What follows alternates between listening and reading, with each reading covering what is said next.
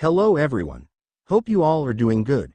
So here is an incredible story of what if Naruto was lost in Hinata's alluring obsession. Hinata. The war ended about 2 years ago. Madara and Obito were defeated. Sasuke returned home, with minimum charges. Considering he ended up helping in the war. I lost my precious cousin in the process. It was all due to my foolishness. Many lives were lost, but his was the one in vain. I didn't deserve to be saved. I would have rather died. I would have rather died because I was the one who made the mistake of loving Naruto. The war ended about 2 years ago. The first 2 months I was badly injured, but Sakura was in a coma. No one was by my side. I woke up hoping for Kiba, Shino, Hanabi, even father. No one was ever there for me. Everyone was by Sakura's side. Especially Naruto. He never even left Sakura's side. When I was discharged from the hospital, they told me I would never be able to overexert my Byakugan anymore. My chakra levels dropped. It was like the perfect message telling me, just give up. When Sakura woke up and recovered, she was completely fine. I had never seen Naruto's smile shine brighter. It was like he forgot everything, but Sakura. Forgot I confessed. Forgot that I threw my life away to protect him. Even a, thank you. And a smile would have sufficed. But in return, I was forgotten and disabled. I should have known. His one true happiness was her. As long as Sasuke and Sakura were by his side, he didn't need me. It only took a month after Sakura woke up for her to confess that she loved him. Everyone knew how happy he was that day. But no one knew how hard I cried that day. Naruto even hand-delivered the good news to me. I ran into him as I was getting lunch after visiting Neji. I've never been happier. He said, with that oh-so-famous smile of his. I wanted to break down then and there. Like a miracle, I held it back enough and smiled. Congratulations, Naruto-kun. I remember that when I left the hospital no one had held a proper burial for Neji-ni-san. I held one for him. His teammates and I were the only ones that showed. During the war, I lost track of the days and never knew what day he left. I visit him every month. He was my one true family. I could never pay him back for protecting me. But that day Sakura confessed. That day Naruto told me. I remembered that day well. July 3 rode Neji's birthday. I remembered that day so well. I broke down when I got home. I locked myself in my room and cried the hardest I have ever cried. With the single thought of, I hate you so much, Neji-ni-san. For protecting me on that day. 3 months later, they moved in together. Some say they were moving too fast, others said they've known each other forever, so it didn't matter. I didn't care. I just hated it. 2 months after that, I was kicked out of my home. I had become of age and had not married yet. My father disowned me to live on my own. Resulting in the worst year of my life. I started becoming distant. I took on missions on my own. I no longer cared what happened to me. I was in the hospital more often because I didn't care that I overexerted my Byakugan. I never accepted missions with a squad anymore. I never went to team training. Nor did I participate in any social gatherings with the others. I was in a stage of complete numbness. No one cared. I used to cry and cry every day. But I realized no one was going to save me, so I stopped. I lived a whole year like this. I no longer stuttered or got nervous. I was neither shy nor hesitant. When a teammate would pass me by they never greeted me. I was the forgotten one, as always. He caught up with me one day. Yo, Hinata. I turned. No one greeted me so informally. No one greeted me at all. I had no friends. Naruto. I muttered. Where are you going? Home. I answer solidly.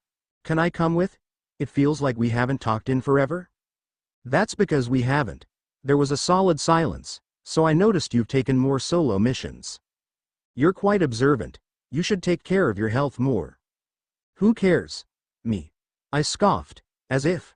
I haven't seen you at any of the gatherings either. That's because I haven't been going, Hinata. Naruto. What no honorifics? You've always used them with me. I walked on ahead getting tired of conversing. Things change, I told him. He grabbed my wrist. You've changed. You changed me. A look of guilt washed over his face. I took this as a chance to escape. He held my wrist tighter and pulled me into a hug. I changed you. I never forgot. All the things you said and did for me. I'm sorry. I looked at him. A simple sorry, That was enough for my emotions to flood me again. Sorry. Sorry? If you're sorry, you shouldn't have done it. All the things I did. And you still chased after Sakura. Not once did you visit me when I was in the hospital. Not 1 minute. I only wanted 1 minute. You don't know how much I regret trying to protect you when I knew I couldn't. It cost Neji Nisan's life and now he's gone. You spent every moment you had with Sakura. I thought I had a duty to protect her. Her confession was just a shock to me at the time. I still thought I loved her. Don't lie. You still love her with every ounce of your being. I couldn't hold back any tears at this point. He wiped one of them with his thumb. You still love me. I hate you. I love you. I looked at his face in shock. I hurt you and lost you. And then I watched you slowly lose yourself. I hate myself for that. I couldn't comfort you because I never found the courage. Sakura and I broke up a few months ago when we realized we'd never love each other more than brother and sister. I don't care. You care. So, I miss you. I miss the way you stuttered around me, and the way you blushed. I miss the way you said my name. I even missed it when you looked my way. All my achievements were never acknowledged by you anymore. I missed you like crazy. Stop. Stop? Stop what? Lying. I whispered. I'm not lying. I miss you. Everyone misses you. They always talk about how they miss you when they're together. Then why didn't anyone make an effort? Why didn't anyone fight for me? Because I wouldn't let them. I wanted to be the first. I told them that I created this mess, and I'd fix it on my own. Liar. Tears coming out harder than before. Even he started crying. You're such a good liar. Who set you up? I yelled out to him. He pulled me into another hug and held me tighter. You of all people should know, Hinata, that I hate lying. Do you know how much I hated being me over the years? How much I endured and how much I wanted to leave? I've suffered far too long to understand that good things don't just come to me. I'm sorry. Sometimes sorry isn't enough.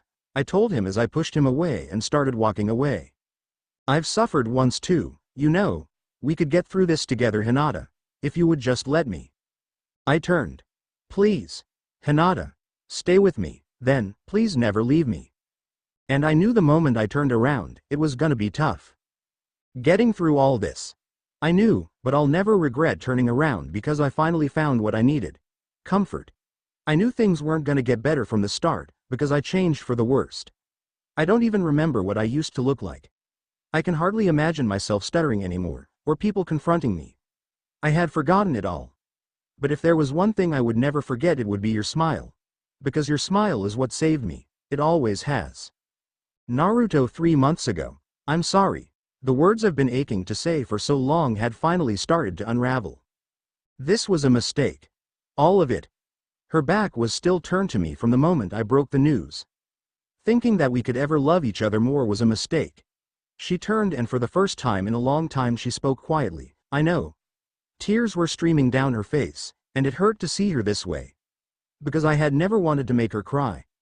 Naruto, please just one more time. Can we pretend? Just for tonight, and I'll be out in the morning. Anything for you, Sakura. Sakura and I had gotten together 5 months prior to this. Just a month after Sakura woke up, she had been promoted to doctor because of all the initiative she had shown, according to Lady Tsunade. I, myself, promoted to Junin. But then there was the confession, and everything was happening so fast. The first few months were a dream come true. But as time went on, we just never found the time. And I found myself never seeing her more as a sister. Afterwards, Sakura moved out. She had never really liked cleaning after me anyway. I found my thoughts wandering towards Hinata. Even before the war, whenever I was out on a mission, she would watch the place for me. When I came home, I would always find a bowl of homemade ramen on the table. Did the mission go well? She would always sit and wait for me, with that tint of red in her face. But that was over a year ago. Her face still haunts me from that day. From the day I had told her what Sakura had said, and she had put on that fake smile and congratulated me. I knew the difference because she had never smiled like that unless she was about to break. I should have known then that it was a mistake. Oi, Naruto. We're here. You haven't said anything the whole way? I blinked my thoughts away. I turned to a 10-10 who had accompanied on our delivery mission, along with Choji, whose thoughts were always gut deep in food. She's right, Naruto. No need to worry about an empty stomach. I have 2 coupons to Ichiraku. Hee hee. I'm all for it, Choji. As long as the meal's on you. I answer in order to avoid Tenten's question. Oh, right. Tenten had forgotten the question herself. Ino invited us all to a barbecue because of the restaurant's new opening. I remember she told me before we left that once we got back we have to party. Choji's eyes grew huge at the thought of that. I'll definitely be there. What about you, Naruto? Tenten turned her attention towards me to find that I had already started to run off. Definitely. I just gotta head to the hospital before Sakura beats me to a pulp. Oi! Remind her too. Tenten yelled out to me. I had just realized I couldn't be late to another checkup from Sakura. Just because we had broken up doesn't mean we cared for each other any less. That, and if I didn't listen to Sakura she'd kill me with her bare hands. I nearly shuddered at the thought. I arrived at the hospital in a timely manner. Something I learned from all those expectations that Sakura had during our relationship. I ran up the stairs to Sakura's office immediately. 5th floor. Poison control as well as long-term illness. Sakura's speciality. I ran up to her office and overheard people talking. Guess she had an appointment. Come on, Sakura. There's gotta be something you can do.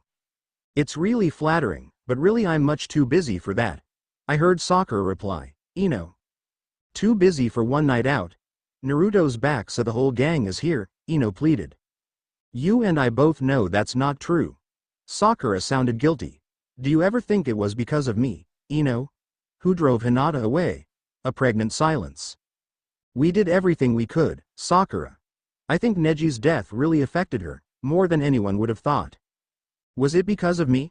Please come. Sasuke's been drooling over you ever since he got back. You think he has a kink for that strength of yours? Ino tried to cheer her up, and giggles could be heard. A ringing in my ears, it became all that I could hear, and a single thought on loop. Hinata. Hinata. Hinata. Hinata. My eyes lit up as I realized that that one wasn't a thought. It came from around the corner. I found myself inching closer to that room. Could it possibly be? If you keep doing this you won't be able to use Byakugan at all. Then I'll fight with my bare hands. I heard a stone-cold reply. Do you not get the seriousness of this? If you keep doing this you'll cripple yourself, Lady Tsunade? Oh, cripple myself more than I am now. Her words were cold. How could this be Hinata? I only care about what's best for you. What you're doing is killing yourself. Do you think this is what Neji would have wanted? I heard a fist slam the table. In retaliation, I heard someone quickly rising from their seat causing it to screech across the floor as it moved.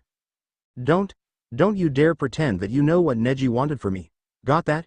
You don't know anything. If he didn't want me to do this then he would be here. I heard footsteps heading towards the door and quickly hid. They slowly faded in the other direction. Naruto. I turned to see Sakura standing at her doorway. Why are you standing there? Come in already. Oh, Sakura. I just heard you had an appointment so I went to the restroom. I chuckled and tried to play it off. But the restroom is in the other direction. I went through the usual routine of Sakura's checkups, with Hinata's words in my mind. The next thing I knew I ran and ran. Yo, Hinata. It was the minute I spotted her. Her hair held high in a ponytail, and she was only wearing black. But she was her, and I couldn't help but smile. Naruto. Hinata, what am I doing? A single smile. Is that really all it took? Was I really this weak? For the walls I built to protect myself, did I tear them down for him? A bastard like him? I don't trust you, Naruto. Not after what you did to me. But your smile. I trust that at the very least. Even if that smile were to lie to me, I don't think I would ever be able to tell. But why should I? Why should I give you a second chance? What do I do? Because that smile that gave me strength, hope, and happiness also gave me pain and suffering. Hinata. Hinata, it's gonna burn. I shook myself from my thoughts to see smoke rise from the stove in front of me. Naruto had quickly run to my side to turn off the stove. I had just remembered. I was cooking dinner for us. Homemade ramen is what he requested. Just like old times, he had said. Old times? You mean the times you would talk about Sakura while I listened? Oi, Hinata. Is your head screwed on right? You could have burned this entire apartment building down. He snickered at his joke. A blush crept on my face. Shut up. I tried to giggle for the first time in a long time. That's right. I can't forgive you, so I'll build new walls. Stronger walls. I'll play with you, until you think that your guilt has washed away. So you can run back to Sakura as soon as possible. And then I'll crush the both of you, right where you stand. So, Ino's having this barbecue thing at that restaurant that had its reopening. Would you want to go with me later? I looked up to see a nervous Naruto scratching the back of his ear as he asked. I set the ramen on the table. Wasn't invited. I replied simply as I averted my gaze again. But would it really matter? He questioned again when I rejected the invitation. I sat down and began eating before him. He noticed and sat down as well. That's fine, I guess. Looks like I'm going to have to bother you all night. I looked up to see he was giving me a joking smile. No, you should go, Naruto. You were invited after all. I tried to give him a supporting smile. Oi, by the way, Hana's second birthday is coming up soon. Are you going to visit Kurenai? Naruto had asked casually with a mouthful. I wondered if he knew. I wondered if he realized that I hadn't spoken to anyone for over a year. My only regret is that I even blocked her out. The one who acted as my mother after my real one died. I didn't even see to it that her and her daughter were safe. Oh, yeah. I quickly lied to cover the guilt attempting to wash over me. I was actually going to visit her tonight. That's good, I'll go with you, then. No, go to the barbecue. I want to go alone. He gave me a worried look. I smiled back at him. Honestly, I want to go alone anyway. Fine. He wiped his mouth to indicate that he was done eating. I'll leave you alone if I can see you tomorrow. He gave me a smile that was all teeth. Fie, and the day after that, and then the day after that. He interrupted. A blush washed over my cheeks again. Damn him. He laughed when I was unable to reply. He stood up and even picked up my bowl, and walked towards the sink. I watched as he started to clean them himself. Wow, even washing the dishes? Did Sakura deprive you of your manhood? I joked as I walked over to him.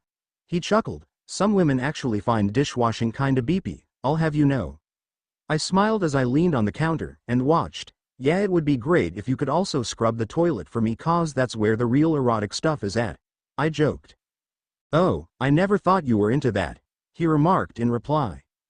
Honestly, I feel bad, but I have to remind myself that I can't. Because I have to hurt you, the way you did to me. Because I can't be one to cave in so easily to your pathetic apology. He put all the dishes away, and put on his jacket. I guess this is goodbye, Naruto sighed, until next time. He turned to wink at me as he was out the door. Until next time. I smiled back, trying to fight back a blush. I shut the door behind me, and sunk to the ground. Why does he still have this effect on me? I got back on my feet, and walked to my room. I looked in the mirror to see my face. My ugly, pale face. My boring eyes, and my flushed cheeks. Was it really a surprise Naruto never loved you? I pushed the thought away. I will never love Naruto anymore. I rummaged through my closet to look for something presentable to wear. For once, I'm going to live a life where I am happy again. This is where it starts. I found an old lavender cardigan. I threw it over the black tank top I was wearing and the black leggings. This will have to do. I didn't have anything else anyway. I threw all the girly things away anyway, so I wasn't left with much. I looked in the mirror again. My hair was in a ponytail. I sighed as I pulled it out. You can't present yourself like this. I ran my fingers through my hair in order to neaten it out. A present. Crap. I didn't have anything to give. My mind pondered on what to give her. She was turning 2. What do 2-year-olds like? I then remembered the little shop in town that had opened recently. What was it called? It had sold all sorts of girly things in there. I looked in the mirror one last time as I ran out the door. Here I was. For the first time in over a year. Here I was standing in front of the home that I abandoned. I brushed my hand over my cheek. Am I crying? I took a deep breath. What do I say? What do I say to the woman who was like a mother to me? Before I knew, I was knocking on the door myself. From the other side I heard laughter. Unmistakable childlike laughter. Kurenai was laughing with her, and a sudden cease as she heard the knocking. I heard footsteps head towards the door. When it opened, Kurenai saw my face, and fell silent. I stood there because, I too, was at a loss for words. I saw her for the first time in so long. Her face was tired, and bags were visible under her eyes. I could tell that she worked too hard for someone who had too little. the clear evidence from the aftermath of Asuma's passing. Her hair was in a ponytail, but it was nothing neat. It was messy and her hair was brittle. Hinata was all she could muster, and I'm glad she acted first because I'm scared I wouldn't have. I could feel my eyes getting wet, and my vision getting blurry. I tried to say it, the two words I've been aching to say. How could you ever forget about her? But the guilt just continued to eat me away.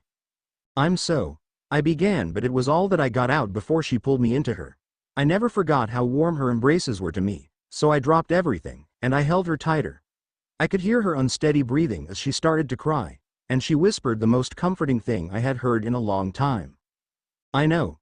Sakura, okay, let's see here. I shuffled through my current patients file. I looked up to a little girl, no more than 10, sniffling as she sat there. Her eyes bloodshot from her tears. Her dark hair was held up in a ribbon. I'm not gonna die, am I? She whimpered. I gave her a comforting smile. Says here you ate some bad food, and ended up vomiting for a few hours. Good thing is you got most of it out of your system. Bad thing? You might have a headache for the rest of the day. Really? Her face lit up. Really? But you shouldn't eat for the rest of the day. Not even a drop of water, okay? I'm not going to die. Her face hopeful. I gave out a small laugh, of course not. Thank you so much, Dr. Haruno. Now go. Your mom's waiting for you.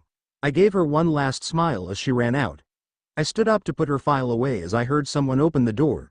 If it had been merely years before, I would have been shocked to find him at my door, but recently he's always been there. Hey Sakura. That's Dr. Haruno to you. I joked. He closed the door behind him. I passed my Chunin exam. He sat himself comfortably on the chair the girl previously occupied. Am I supposed to be surprised? Sasuke. I observed how little he changed over the years.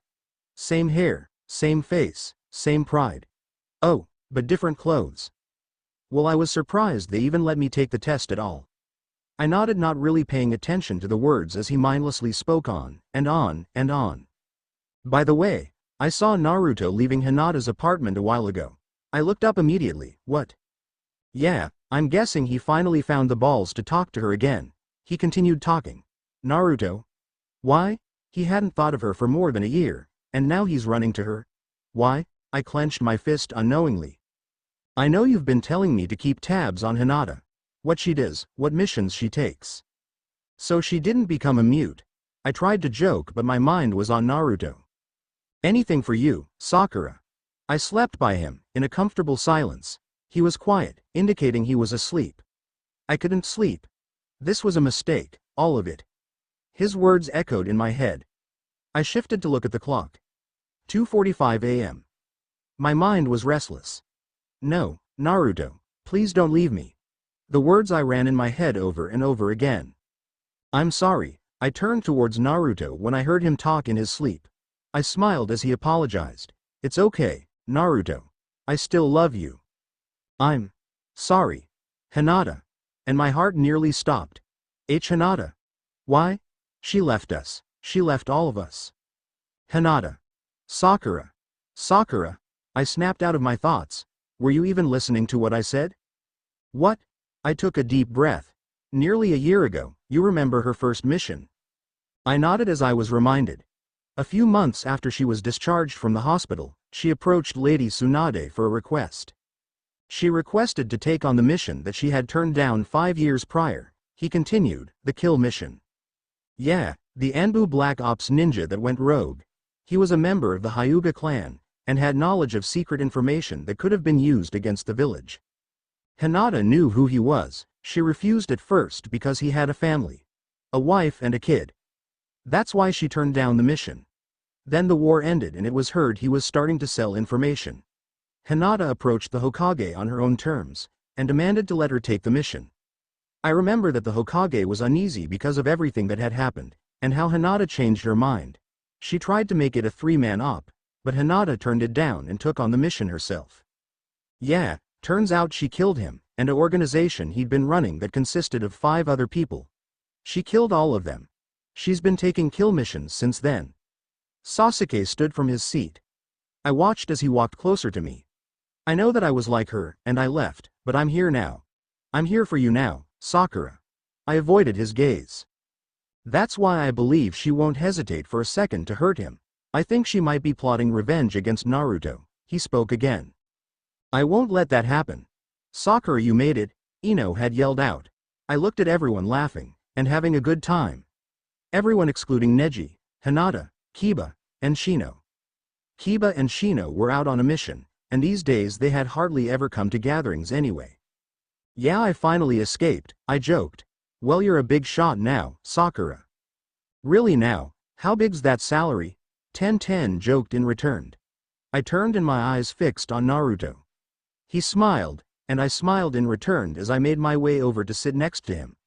The night played out like that. Everything is perfect the way they are. Why did Naruto have to turn around and go back to Hinata? She's a different person now. She's cold-hearted, rude, and cruel now. Nothing like the Hinata from back then. Things are fine the way they are now. Hinata. I know. I cried into her shoulder, and as weak as I felt I kept trying to tell myself it was okay this time. Mama. I opened my eyes to see a girl who had the same black hair as her mother, and the same brown eyes as her father. Kurenai slowly loosened her embrace, and looked behind her. She returned her gaze at me, and gave me the warmest smile. I quickly wiped away my tears, and picked up the present that I had dropped on the ground. I heard today was your birthday. I kneeled so I could see her face to face. I got you a present. I continued. Present? She looked curious. I opened the small box, and inside was a small hair clip. It was decorated with a flower.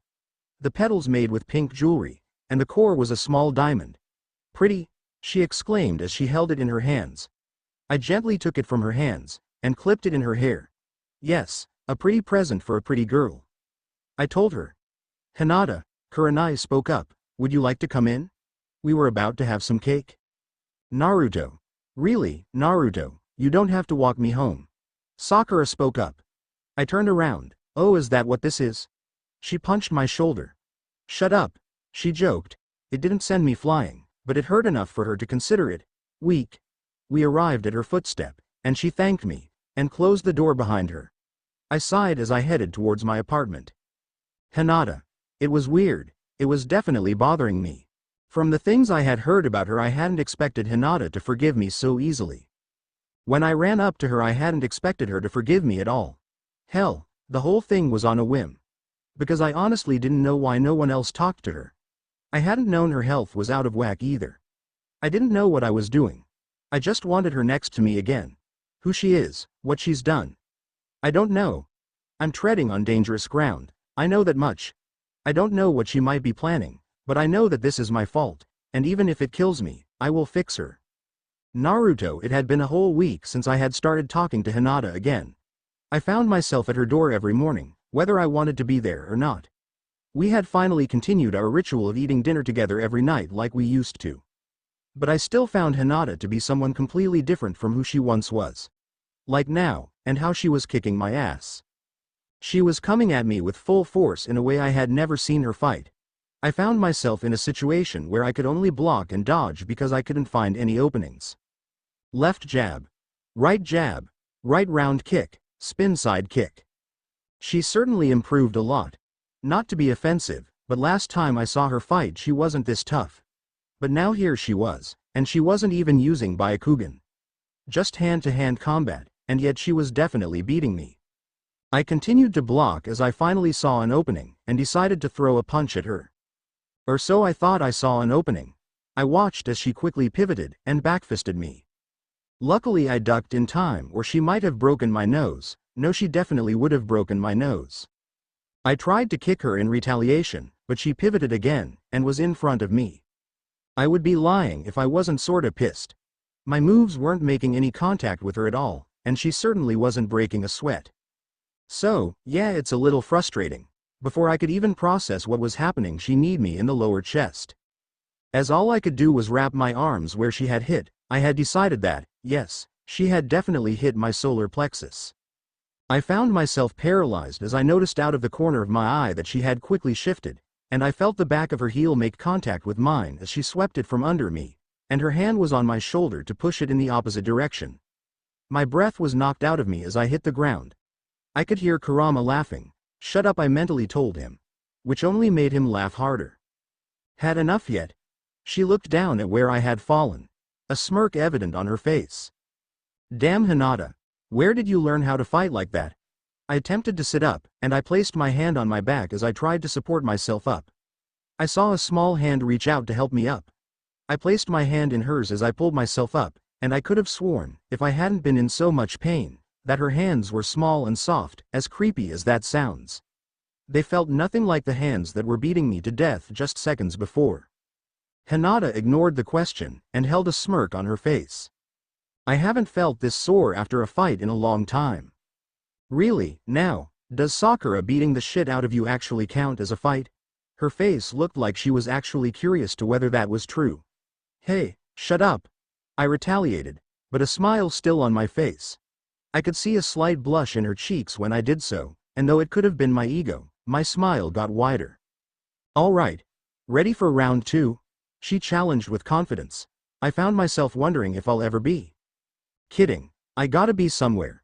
She still held her smile when she saw my sigh of relief. Where? You know I can be anywhere you can be. I told her as she walked over to a duffel bag that had her training gear. Wow, that sounds kinda creepy. Yep, that's creepy. She stated as she picked up a water bottle and drank out of it. I'm not creepy, I just like spending time with you, I replied. It's been like a week, you can't say that. Well, this week, and all those years before. I listed out. She paused for a second before saying, I'm not the same person I was all those years ago. I looked at her, but she didn't reach my gaze. I don't believe that.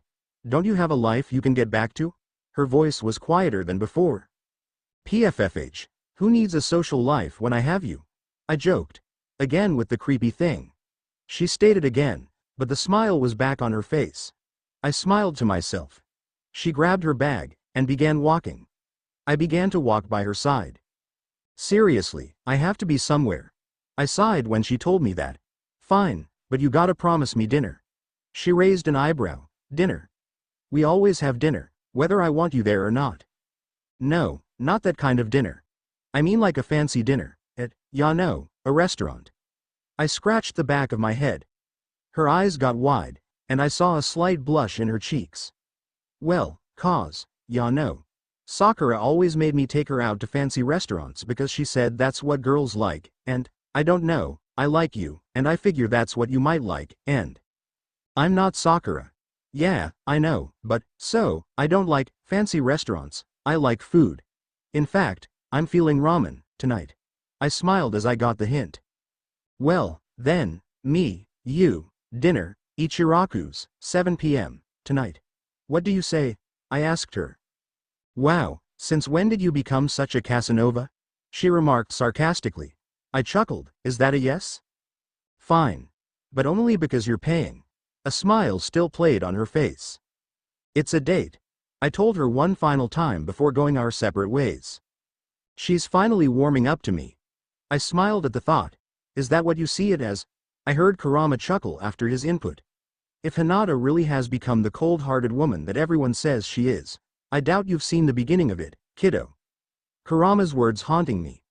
That's true, I probably haven't. In the end, she could kill me. I was telling myself more than the nine-tailed fox. But she's worth it. Right? Hinata a date. With Naruto. I smiled to myself. I have this kid wrapped around my finger. Every day. Naruto had been by every day since his apology. A week has already passed, and I haven't figured out a way to get revenge. But I also figured that's fine, because I gotta get him to trust me first, right? He loves me. Lies. What he told me then, what he's doing now, he feels sorry for me. And that's where I remind myself that I can never trust him again. If a date is what it takes. If he thinks this will make everything better, then he's got another thing coming.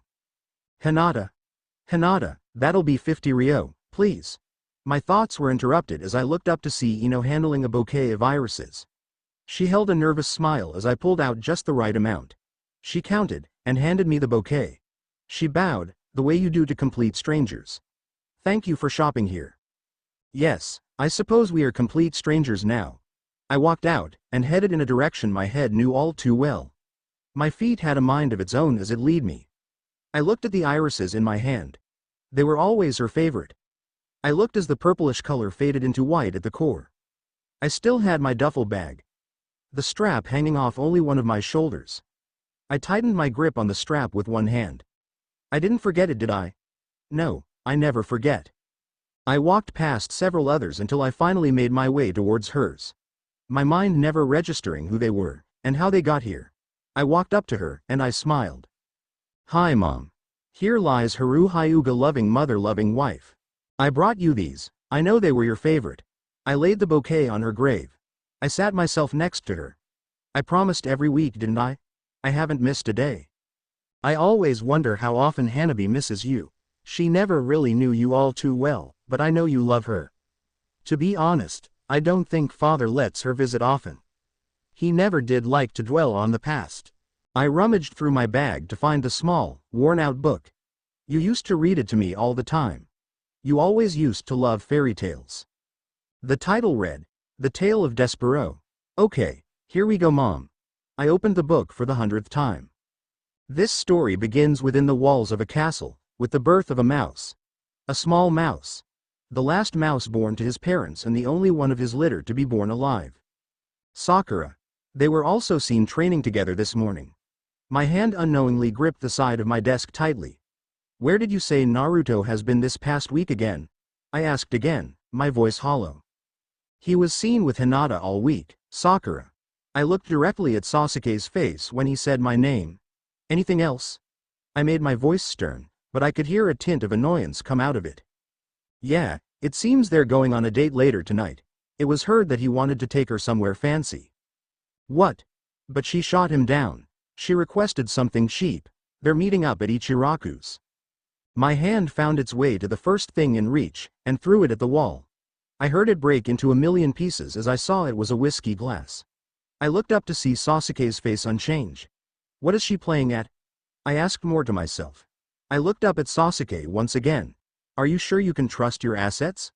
I watched him nod and quickly followed with there is no reason for me not to. I sighed. When's the date? 7 tonight. Okay. How should I proceed? Don't. I'll deal with this myself. I placed my head in my hand.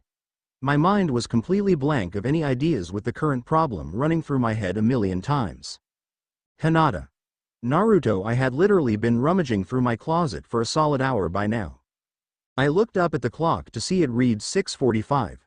I sighed as I looked in the mirror before quickly running back to try something else on. God, you're like a teenage girl getting ready for her first date. I heard Kurama growl. I muttered a shut up mentally, and looked back in my closet. I couldn't believe it. Nearly everything was identical. How it is possible to own so many of the same outfit. I had tried on a suit early, but figured it was too much for the occasion. Then again, here I was in the same clothes I wore every day. I don't know why you're wasting your time, kid. You look the same in anything you try on. Hee hee hee. Kurama was teased me again. I didn't know why I was making such a big deal about it either. I guess I just wanted to impress Hinata. Look kid, if she wanted to be impressed she wouldn't want to eat at some crummy old food stand. The nine-tailed fox was obviously annoyed. It's not crummy, jerk. I sighed as I decided to go with what I was wearing, which is where I started in the first place.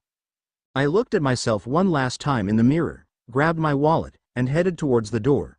I quickly opened the door. I was shocked to find Sakura stood on the other side. My eyes widened as I noticed cuts and bruises all over her body, and her clothes was torn.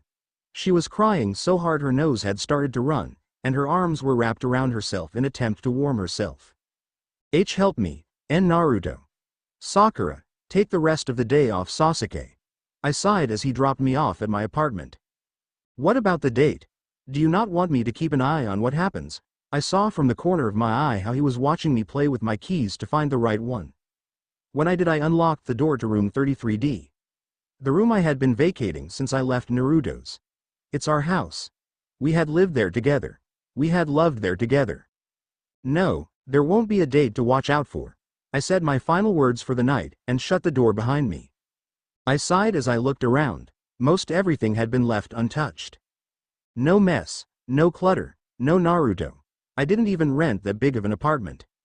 There was enough for a kitchen and a living room, with nothing in the living room but a leather couch that had worn away, and was big enough to seat 4. In front of the couch there was a small TV that sat on top of a stand that held all of my favorite movies. Then there had been my room, which had nothing but a bed and a closet. There was a dresser that sat in the corner, and in the drawers held all the makeup Ino had bothered getting for her, telling her that she worked too hard, and dark circles were not attractive, but it feels empty. So empty. Like all the nights before Naruto. Sakura, are you crying again? That boy never loved you in the first place? I was curled up in bed for about a month, crying and crying. Get up. Do you think Sasuke's someone who gives a shit about you? He left this village for a reason, and it's useless for you and your petty friends forever thinking they could bring him back. She looked the same for months now, with her face overpainted with makeup, and too dressed up. This time she had worn a red cocktail dress that wrapped around her figure perfectly. I'm gonna be out of town this week. I won't be back till next Wednesday. Got that? Why don't you stop sulking for once? You look pathetic. Did you see me sulking when your father died? Can't say I feel sad cause the bastard had it coming. She slammed the door behind her. But Mom, you were gone last week, and the week before that. Please don't leave me again. I don't think I'll make it. But my unspoken words never reached her. Because it was always so empty, and I was always alone. My vision was getting clouded. I had retaliated by lifting my hands to find my face was wet from sudden tears streaming down my cheek. Naruto made me forget my loneliness. He made a home for me with him. Hinata. I won't let you destroy it. I quickly threw my bag to the side. Ran into the kitchen, and pulled out a bottle of wine from the counter.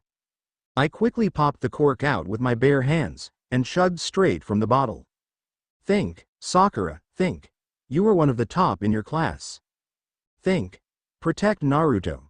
I had begun pacing in the living room with the bottle in hand.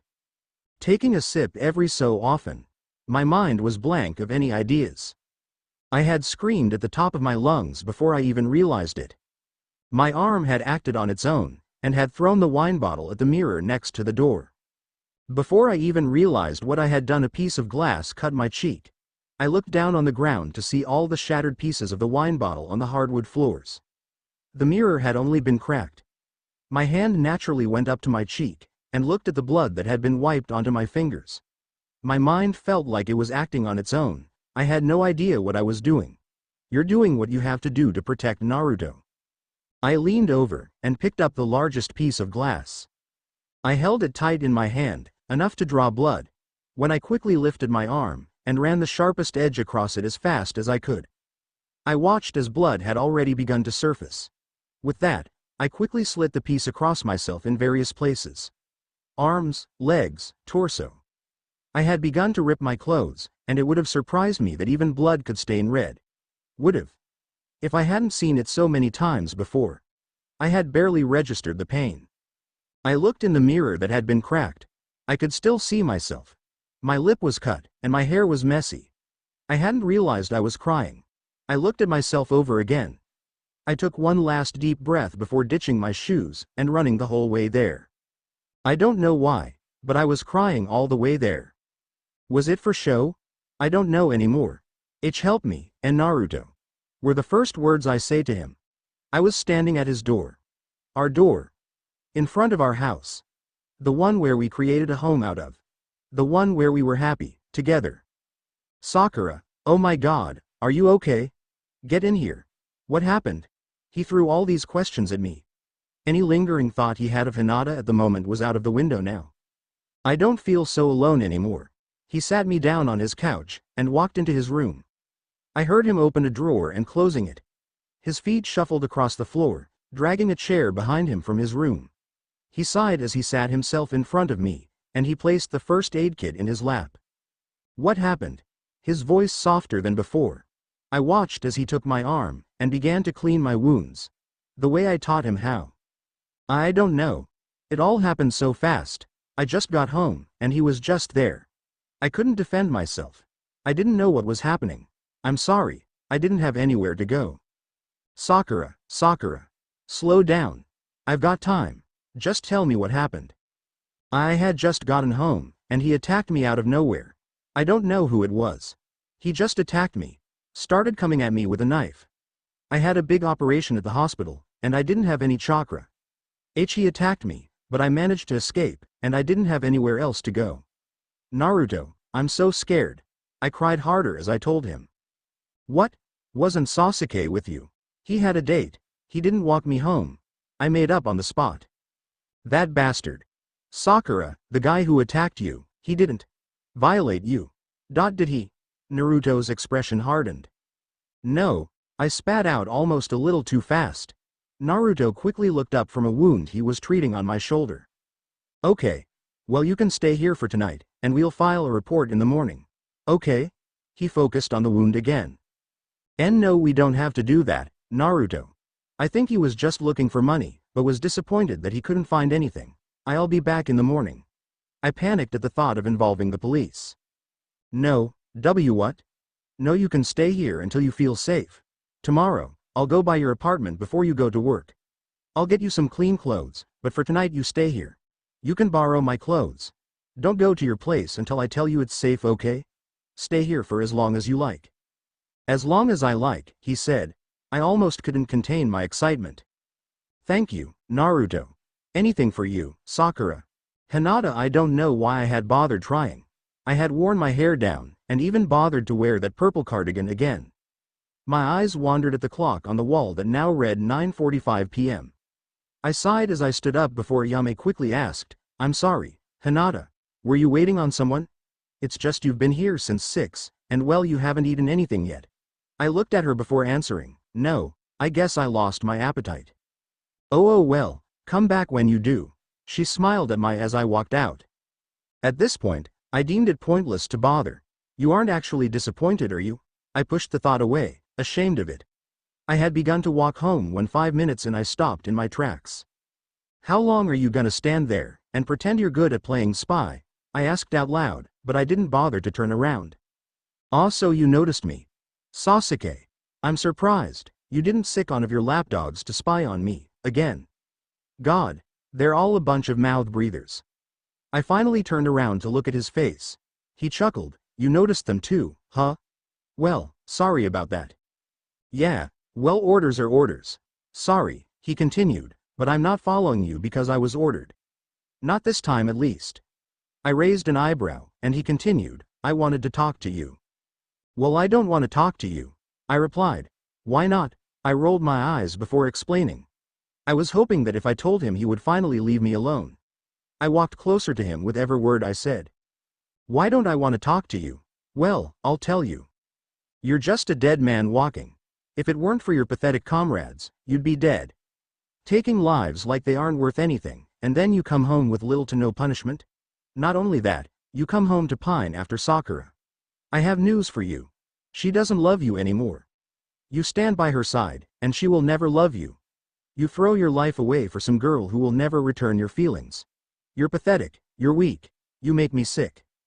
He laughed. The bastard laughed. We're more alike than you think. What the hell are you talking about? I'm nothing like you. I yelled out to him.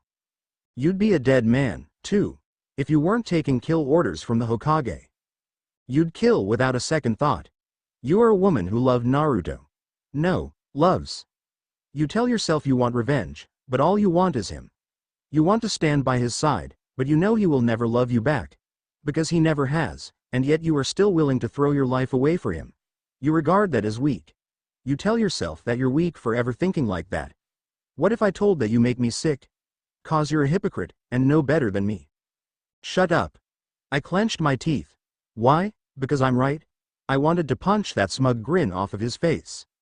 No, 'cause you reek of bullshit. Denial won't get you anywhere. Besides, I want to show you something. I'm not going anywhere with you. I spat in his face. He leaned in closer. Oh, but you'll want to see this, I promise. He whispered in my ear. His eyes quickly shifted into its Sharingan state. Damn him. He had complete control over me when I made the mistake of looking at him. I had no choice but to follow him. Where the hell are we? I stood in front of a house wedged between two other houses. It was tall enough to have 2 stories. The house had a weird feeling to it. It was warm. It made you feel at home. Where else? We are standing in front of the house of none other than Naruto. My eyes widened when he said so. Why did you bring me here? I said I had to show you something, didn't I? Why do you keep asking? His face looked annoyed, But he didn't face me. Rather he looked towards the window that could only be looked out of through the second floor. He pointed up there. Use your Byakugan. Tell me what you see. Like I would. Byakugan. I had forgotten I was under his control. I sensed two people. They were close, very close. They were lying in a bed together. These two familiar people, of course, none other than Naruto and Sakura. I told him. I felt him release his control on me, and I was free again. I could have ran if I wanted to, but I didn't. Yeah. He told her to stay as long as she likes, because she staged a robbery. Beat herself up. Just any excuse not to get him to run to you. Why are you telling me this? I tried to act like I was annoyed, but my voice cracked because I couldn't. Because what I want is similar to what you want. His voice was strained too. Probably hearing them in bed together. I shouldn't care. Why am I still here? What? I found myself asking. I don't want Naruto and Sakura to be together. I want her, and you want him. But without working together we'll never get what we want. Forget revenge, just be happy. If you're with him you'll be happy. What the hell are you talking about? I was confused. Want. I'm willing to do whatever it takes. As long as you don't hurt Sakura, I won't hurt Naruto. His voice was desperate. He wanted nothing more than Sakura. Just like many other people I knew. But to this I had to laugh, so I did. Don't hurt Sakura, and I won't hurt Naruto. Sasuke's face turned to mine confused, which only made me laugh harder. I don't want him, I said with a smile on my face. I don't care where the BP is. Together. Apart. I don't care. I laughed a bit after saying so. Go ahead. Hurt Naruto. I don't care, because if you don't I will. And if he's with Sakura, all the better, because I'm coming after that bitch too. Naruto. Hinata. I'm sorry. I ran into her on my way back from Sakura's apartment. I had Sakura's purse and change of clothes in hand. Hinata pointed at it with a blank expression. Should you be asking girls out on dates when you're in a relationship? What are you talking about? She let her hand fall back to her side, and looked up at me. Sakura. You guys are still together. I never knew you as someone to cheat, so don't start now. Even if you never showed up. I was confused, and I'm sure my expression showed it. Hinata, me and Sakura? We're not in a relationship. We're just friends. I thought I made that clear a long time ago. I was just bringing her this because she had a thing that happened last night. She couldn't stay at her place. What? She missed you so much that she had to beep you. Her expression was still blank. Hinata, we didn't. I mean in the relationship, yeah, but no, not anymore. Maybe it wasn't the best idea to include that middle part. Do you like having beep with her? I mean she was my first, so yeah I guess. Wait, what? I was getting even more confused than before. Was she good at it? Hinata, stop. She stopped. Oi, Hinata, are you? You're not jealous are you? I asked her. She scoffed. Never, was her reply. Liar. I almost couldn't contain my smile. She is jealous. Hinata, I'm sorry. I really wanted to go, but Sakura is going through a tough time. I just wanted to help a friend. I still love you. I don't know why I told her that. It just felt natural. It felt right. I watch her hesitate for a second, and maybe it could have gone unnoticed. But I did notice it. She had a light blush in her cheeks, which made me smile all over again. Prove it. It was my turn to blush. What do you want? Was she asking me to beep her? God, I wanted to, but here? What if she wanted me to get her flowers, the way Sakura likes? Food. Buy me food. She finalized. I was shocked. Food? That's simple. What kind? I scratched the back of my head, embarrassed of my previous thoughts. She stood in thought for a second. Her finger lightly tapped her chin in thought. Cinnamon rolls? Red bean soup? Pork-flavored ramen? I laughed as she listed out all her favorite foods. Any of them, then. I smiled at her. She nodded. Where should we meet? I asked her. My place. Dinner with me? Would you mind? No, that's fine. I like your apartment, I replied. Flattery won't get you anywhere. Food will, was her final remark before she walked off, and I could have sworn there was a smile on her face as she did. Thank you, Naruto. I made you breakfast on the stove. Sorry, I'm running late. See you tonight. Okay? Sakura grabbed her purse, and was walking towards the door. Are you getting off work early? I might not come home till late. I leaned on the wall of the living room watching as she rummaged through her purse to check if she had everything. Yeah, I'm free of anything important today, unless an emergency comes up. Where are you going? I'm having dinner with Hinata, tonight. I don't think she'd take it too well if I spent the night. I smiled at the thought. Then I noticed Sakura had stopped rushing for a second. Oi, Sakura? Are you okay? Why yeah. I'm fine. Are you guys a thing now? I don't know. Were we a thing? I shrugged. I hope so. Oh, okay. I guess I'll see you around. Try not to stay out too late. Sakura rushed out the door, but with a different expression on her face. I tried not to linger on it too long as my stomach had started growling in the exact moment. Hinata, he told me he loved me, again.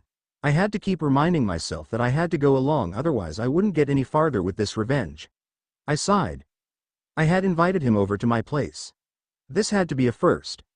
I hadn't even intended to run into him today. I wanted to avoid him as much as possible.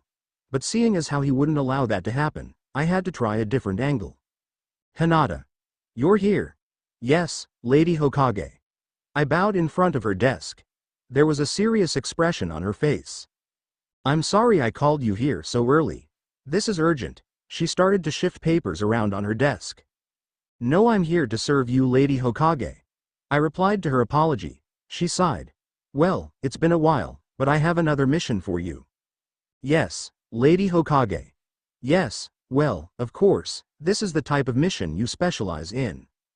There was an organization that recently went rogue. They worked for several villages, including ours. Their jobs were to wipe out criminals that made the village look bad. Now, they're killing ninjas carrying certain intel. I'm not sure what kind of intel, yet. Several teams from different villages have already tried to take them out, and have failed. Now it's my turn. Hinata, your job is to wipe out the entire organization. Gather all the intel they've been collecting, and hand it over to me. Use any method you deem necessary. Of course. When do I start? Tomorrow morning. That leaves you enough time to pack. Shizune will brief you of locations that they've been spotted, and patterns of movement. We have profiles that also list weaknesses. Please review these beforehand. Understood. I bowed again. Oh, and Hinata. Don't overexert yourself. Don't use Byakugan if you don't have to. I looked up at her. Do I ever go too far? I smirked. She sighed. Just watch yourself. Thanks for meeting me, Hinata. Shizune stood at her desk. She had gotten her own office in order to aid Lady Tsunade in all the paperwork.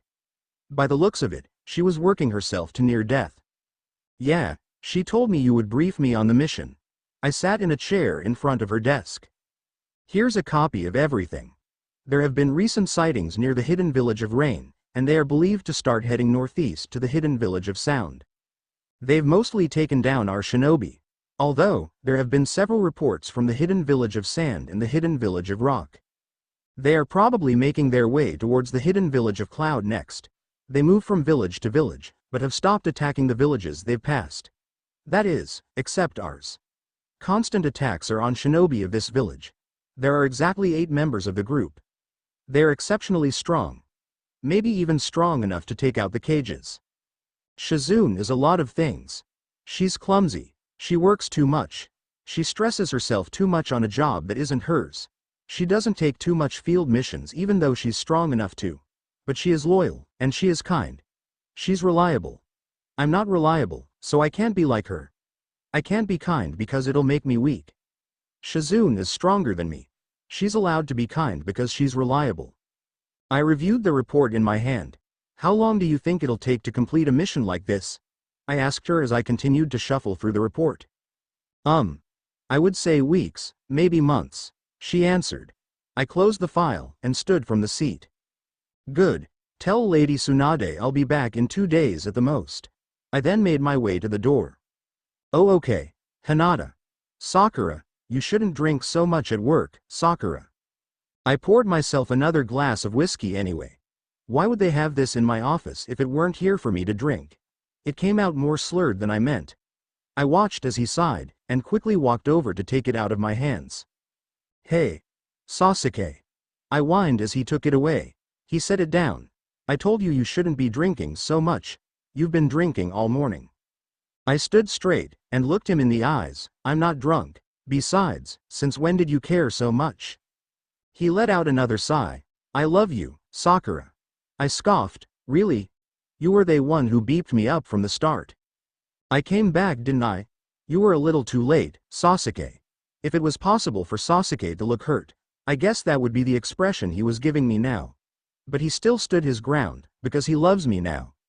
I have his loyalty. It was just years before that I had dreamed of this moment, but things don't always turn out the way you want. Are you staying with Naruto? I could see he was observing the cut on my lip. Yeah, I managed to stop the date, but that idiot scheduled another one. Stop hurting yourself. I think I'll handle this one. I smirked. Can you handle that? Isn't he your best friend? Yeah, and I'm loyal to you, not Naruto. Besides, I think I'm doing him a favor. Sasuke, if anyone ever questioned why I was loyal to Sakura, why I would turn on Naruto, I'm not sure I would have an honest answer. I figure I owe Sakura at the very least. She loved me and I turned her down. In the beginning, it was just to make it up to her. Then time went on, and I stuck around a little too long. This time she turned me down, and I'm not sure what to do. All my life, there have been strategies, plans, goals, but when I think of Sakura I don't know what to do next. I just want to stay for as long as I can. Naruto was a different story. When I came back, Naruto didn't really seem to like Sakura that way anymore. I thought he had finally moved on, until I heard Sakura tell me of her newfound relationship when I visited her in the hospital room. Maybe I told myself that I didn't care, but there was always that small part of me that wished it didn't happen. Hey idiot, can we talk? What? Since when does Sasuke Uchiha sit around and talk? Naruto joked. An extremely lame joke on his part. Just shut up, and invite me in. I sighed for probably the millionth time today. I didn't know you were so forward. Sorry to break it to you, but I'm kind of seeing somebody. I pushed my way past him after his comment. This place already smelled like Sakura. I sat myself on his couch and propped my feet on his coffee table. Geez, make yourself at home. Naruto said as he closed the door behind him. While you're up, grab me a beer? I looked up from the couch with a smirk on my face. Isn't it a bit early for alcohol? Please, it's already noon. It's fine. I responded. I heard him open the fridge. He threw a can at me, and I caught it with ease. He opened his can first, and I followed. So, you and Hinata, huh? I started. Yeah. I heard she's stone cold now. How is it that Naruto still touches her heart? I think I've always had a special place there. Naruto smiled. But do you know what kind of person she is now? I get it, Sasuke. She's different from back then, but I still think the shy, stuttering, blushing Hinata is still in there somewhere. So you think you can fix her? I took a sip from my beer as silence took over. What are you going on about? He was quieter than before. I don't think you can fix Hinata. The person you knew? She's long gone now. I don't think you should be doing this. I can fix her. I have to. I'm the one who screwed her up. You didn't screw her up. Her life was already screwed up. To be honest, it's about time she cracked. It's impossible to fix her now. I fixed you, didn't I? Naruto was acting differently. He was acting desperate. Was he telling himself that he loves Hinata, so now he has to fix her? You didn't fix me, Naruto. His expression changed. He looked hurt. So I continued. Hinata is so much different than you know, Naruto. You have no idea. Did you know she only takes kill missions now? She's gotten so much blood on her hands. She does it to wash away weakness. I know because I used to do that. People like her and I, we can't be fixed. I got better, yeah. Maybe she'll even get better if you stick it out long enough. But she will never be fixed. Hinata is that special kind of beeped up. I didn't even see it coming. Naruto had somehow managed to move fast enough to have his fist connect with my jaw in a split second. It didn't hurt, but I was still surprised. Don't go looking for Hinata anymore. I looked at him one last time before walking out of his house. What I told Hinata that day about being happy, did I mean it? People like us, do we deserve to be happy? Do we deserve the love we yearn for? The people we yearn for? Hinata, the only reason I'm helping Sakura is because I don't want her to turn out like us. She deserves to be happy. He deserves to be happy. You and I don't think we deserve it anymore. Naruto, I didn't exactly dress up, but I did clean up a little. Same clothes as always, but a little tidier if I do say so myself. I had just picked up some freshly baked cinnamon rolls from a local bakery, along with some red bean soup from a small family-owned restaurant. Now here I stood at her door waiting for her to answer after I had knocked. I was nervous. It was different, but yet the same. I wanted to make up for the date I missed out on. It didn't help that every word Sasuke had said haunted my mind. She opened the door, and I saw she didn't exactly dress up. Her hair was thrown up in a bun, and her fringe was messy. She wore her usual black tank top and black pants. "What?" she asked when she saw me. "Wow, what a way to greet someone who brought you food." I lifted the food up to show her. "Well, in that case, come on in. You better not disappoint," she smiled. "Did you just get back from training or something?" I asked as I walked past her. She looked at herself before answering. Yeah. I guess I forgot you were coming. Busy day." "Oh, please, I know you missed me all day. Don't flatter yourself," she remarked. I smiled as I walked over to the table to set the food down. I saw maps laid out on the table, and profiles of strangers. She quickly walked over, and put the file away. "What was that?" I asked. "Just a mission I'm prepping for tomorrow. She only takes kill missions." "Oh," was all I could think to say. "So what did you get me?" I pushed the thought away, and showed her. "Well, I got some cinnamon rolls at the bakery you always loved, and some red bean soup from that family that we helped get rare herbs for on a mountain." "The Sakura family? I heard they rebuilt their restaurant, and business is good for them." "That's good, considering they almost went bankrupt before the war." "Hinata isn't as cold-hearted as everyone thinks." "Hinata. Before the war, I was happy. I can say that much. Most nights were spent at Naruto's. We shared small missions together. We spent so much time together then, my heart would have burst. I loved Naruto. More than anything. My small crush turned into love. Although, I couldn't find the courage to tell him. During the war, I wanted to protect him, and I finally told him. Back then, I was foolish. I told myself after the war, I'd be happy. But I didn't know how to feel now. As Naruto and I slowly fell back into old patterns. I was laughing at his corny jokes, and for some reason I couldn't stop myself. Am I happy? "If you're with him, you'll be happy. Thank you, Naruto, for everything," I found myself saying. "Hinata, I'm willing to do anything for you." He smiled, and when he did that I wanted to believe the words were genuine. He was standing at the door already, ready to leave. I hated that I didn't want him to leave so soon. So I leaned in closer to him. I was acting on instinct, and I was being braver than I led on. I hesitated for a split second, and finally closed the distance between our lips. He beeped back almost immediately, and I could feel him smiling.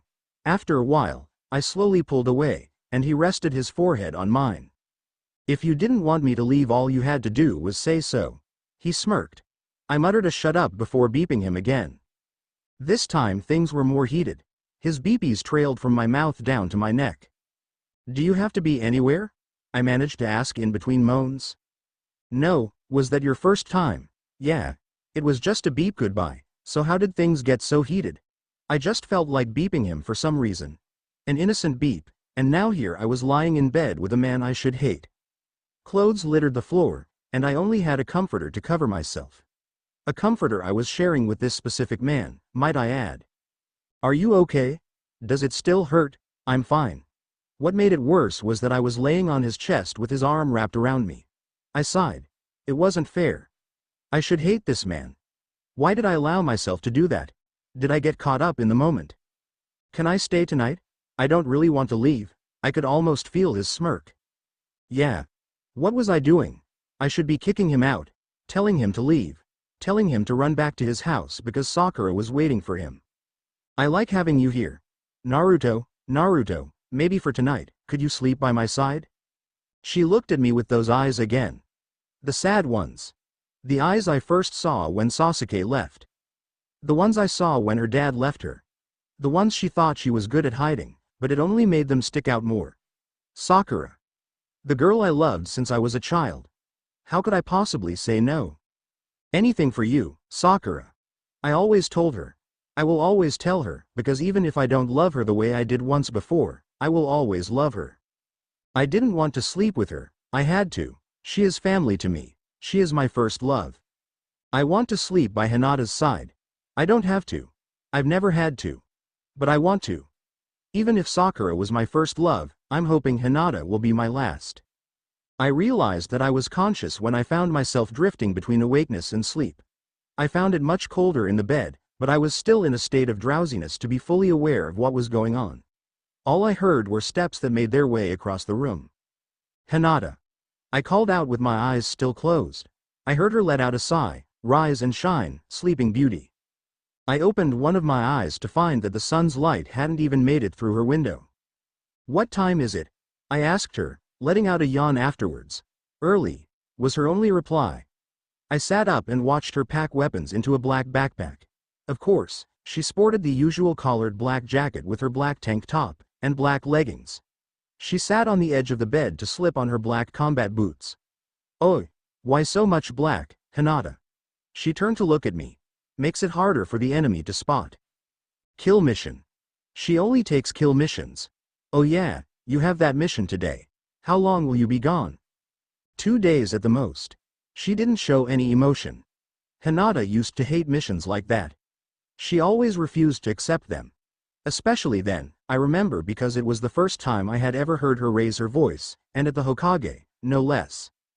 Hinata. You can't just barge into the Hokage's office whenever you like, she's briefing other shinobi for their missions.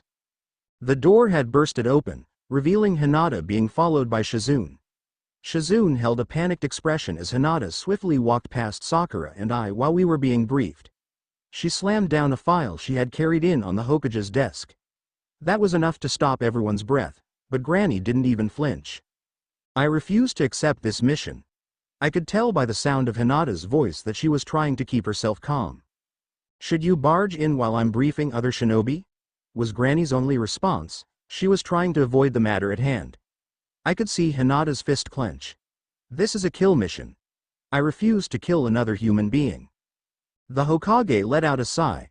I thought you would be more than capable for this mission, Hinata. You fit the requirements best. But maybe I was wrong. Maybe you're still not strong enough. I was shocked by the words coming out of Granny's mouth. She was never someone to pressure people into missions they didn't want to take. What? I'm not strong enough. Well, maybe you're right. I refuse to spill the blood of another clan member of mine. One who has a family, I might add. A wife and a kid. You want me to rip his family to shreds by killing him? I refuse to kill someone who matters to someone else. Don't you ever put me on the list of killers ever again. If you even think about it, I won't hesitate to leave the village. I remember being even more shocked. I had never seen Hinata raise her voice. She always followed orders to the very last detail. Her cheeks were slightly flushed from the yelling. I imagined she probably thought she didn't have it in her either. Understood. Was all Granny Tsunade said before turning back to us to continue briefing us about a couple of bandits we had to catch, completely ignoring Hinata again. I watched Hinata leave the room before Sakura elbowed me in the ribs for me to pay attention. How's your health? Should you be going on missions? I quickly asked her, anything to try and change her mind, although a part of me knew it was useless. I've been on plenty of missions. I'll be fine. Why? She looked at me this time. Why what? Why do you only take kill missions? The question sort of came out on its own, but I allowed it to roll off my tongue because of the curiosity. That's for me to know, and for you to never find out. She stood from where she sat on the bed. She didn't even spare me a glance. Just tell me. I yelled out at her. All her ominous responses were really starting to tick me off. What makes you think that I'm going to tell you? Because we had beef. Big deal. That doesn't change anything. She retaliated, but she didn't stop there. Why don't you go ask Sakura? She's always beeping the Hokage's ass. I'm sure she knows every single mission I've ever done. Why do you always do that? I yelled back as she opened the door to leave. She slammed it shut again before turning back to me. Do what, Naruto? You always do that. You're always downsizing Sakura. You keep acting like Sakura's some big bad evil bitch. She hasn't done anything to you. Why are you always so jealous? I only love you. Why is it so hard for you to get over the past? I saw how she gripped the strap of the backpack she had slung over one shoulder, tighter. I'm not jealous. I'm not some tween who cares enough to be jealous. Stop throwing that bullshit at me. You don't love me, and we both know it. So do me a favor, and while I'm gone, and you're beeping Sakura, why don't you ask her about why I do what I do? That silenced me, and I watched her reopen the door before walking out. She muttered, "Lock the door before you leave," and never looked back. I let out a sigh before letting my back hit the mattress again. There was no way I could fall back asleep now. I beeped up again. It wasn't until noon that I had to force myself out of Hinata's apartment. The environment wasn't getting my mind off of the fight. Especially since everything in this environment was Hinata's. I certainly couldn't go to Sakura's either. So I just avoided my home, and decided to get some breakfast. I figured I should get my mind off of everything since it felt like I was being beeped into some twisted chick flick. Should I go to Sasuke? Nah. He was probably hanging out with Suigetsu and Karen, aka his minions. Ever since they got to the village, and got off on minimum charges, they still stuck to Sasuke like leeches.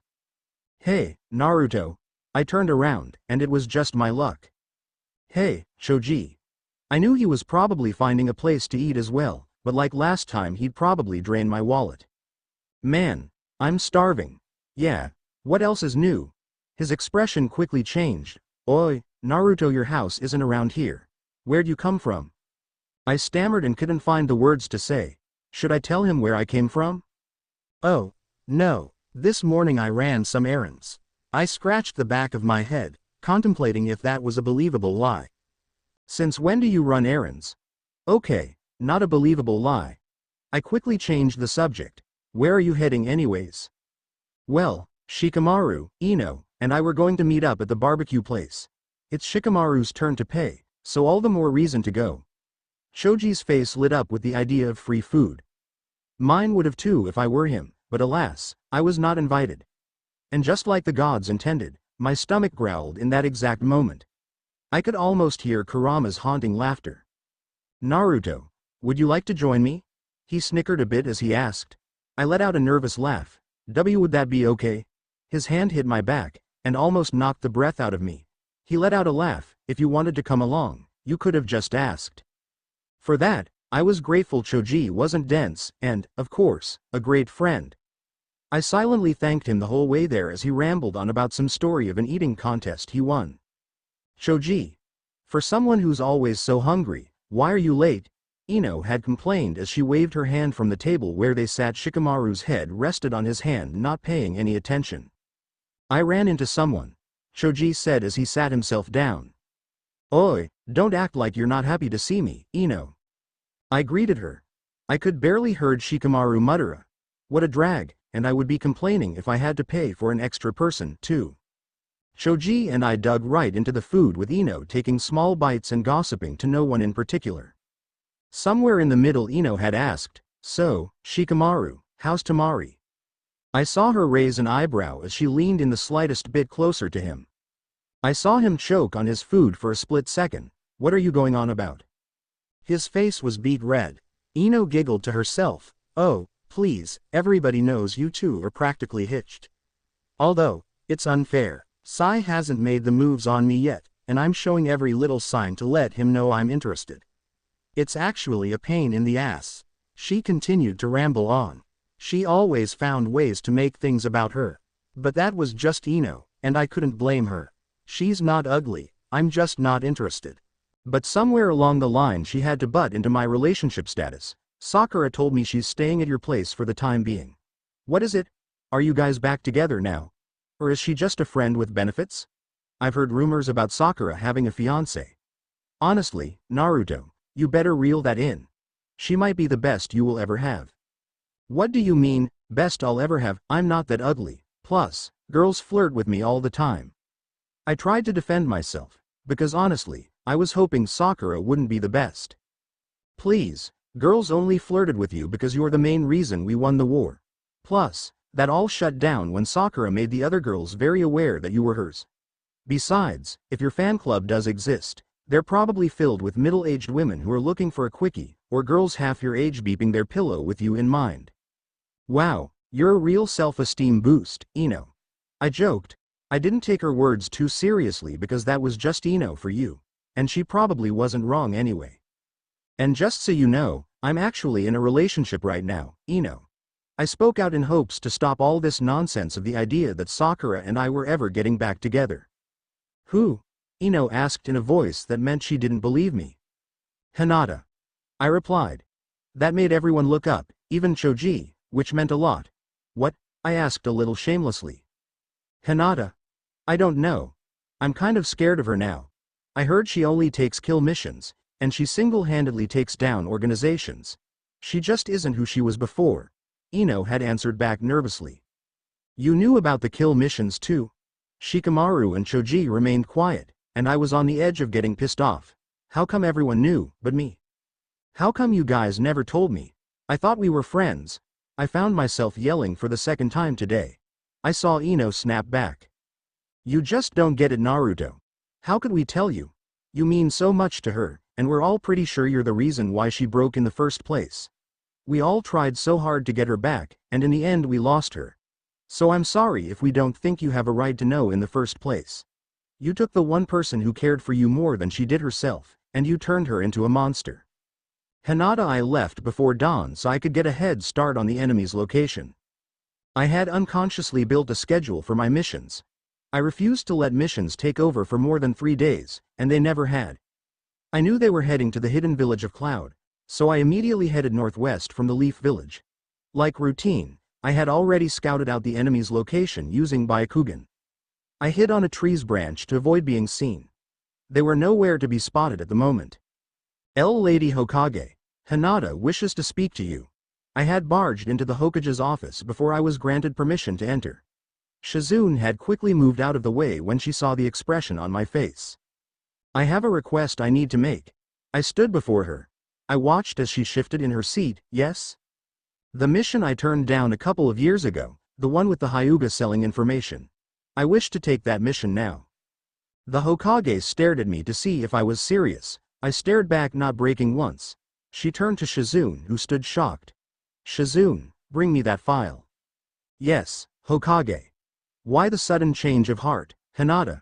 She asked the moment Shizune left. Personal reasons, was my response. With your current condition, are you sure? Could it be that you are trying to prove something? I stood before her, silent. Very well, she continued when I didn't answer, let me brief you on the mission. I snapped back to reality when I heard people speaking. It had also become a habit to think of my first mission. Did boss give us a new target? The man who spoke had blonde hair that he wore slicked back. He wore a vest that he left open to reveal his bare torso. There was a tattoo that wrapped around his arm of a dragon's silhouette. I recognized him as Raiden, a member of the group. Yeah, Katsuo is supposed to brief us. All boss told me was that the target is heading in this general area. A woman had answered. She had long red hair that was held up in 2 pigtails, and she looked way too young to be caught up in an organization like this. That must have been Minami, who, by the way, was actually 27. Where is Katsuo now? A third person had joined the party. The voice came from a well-built man with dark skin, and dark brown hair that he didn't even attempt to tame. He stood almost towering over the rest. This one had to be Daichi. Katsuo is the presumed leader. Then who's boss? Were they working for another person, or rather, another village? Most of them are alliances to the Hidden Leaf. Was it the Hidden Village of Sound? After everything in the war, they still refused to build an alliance to the Leaf. I have to attack before the others arrive. I couldn't sense anyone coming for the time being, so I pulled out an exploding smoke grenade. I looked down to see if they had noticed me, to see that they were still discussing. Who is the target? The thought ran through my head before I pulled the pin, and threw it at the center of all 3 of them. I guess I'll never know. The bomb went off before the 3 had realized it was there. I quickly moved when the smoke started to fill the air. Before they could see anything, I attacked each with a kunai in hand. I moved through using Byakugan to see. I had to reserve my chakra, though, so I had left huge gashes. Their screams filled the air from the pain they couldn't see. All of a sudden, a gust of powerful wind blew the smoke away. I looked up quickly to see a woman standing in a tree.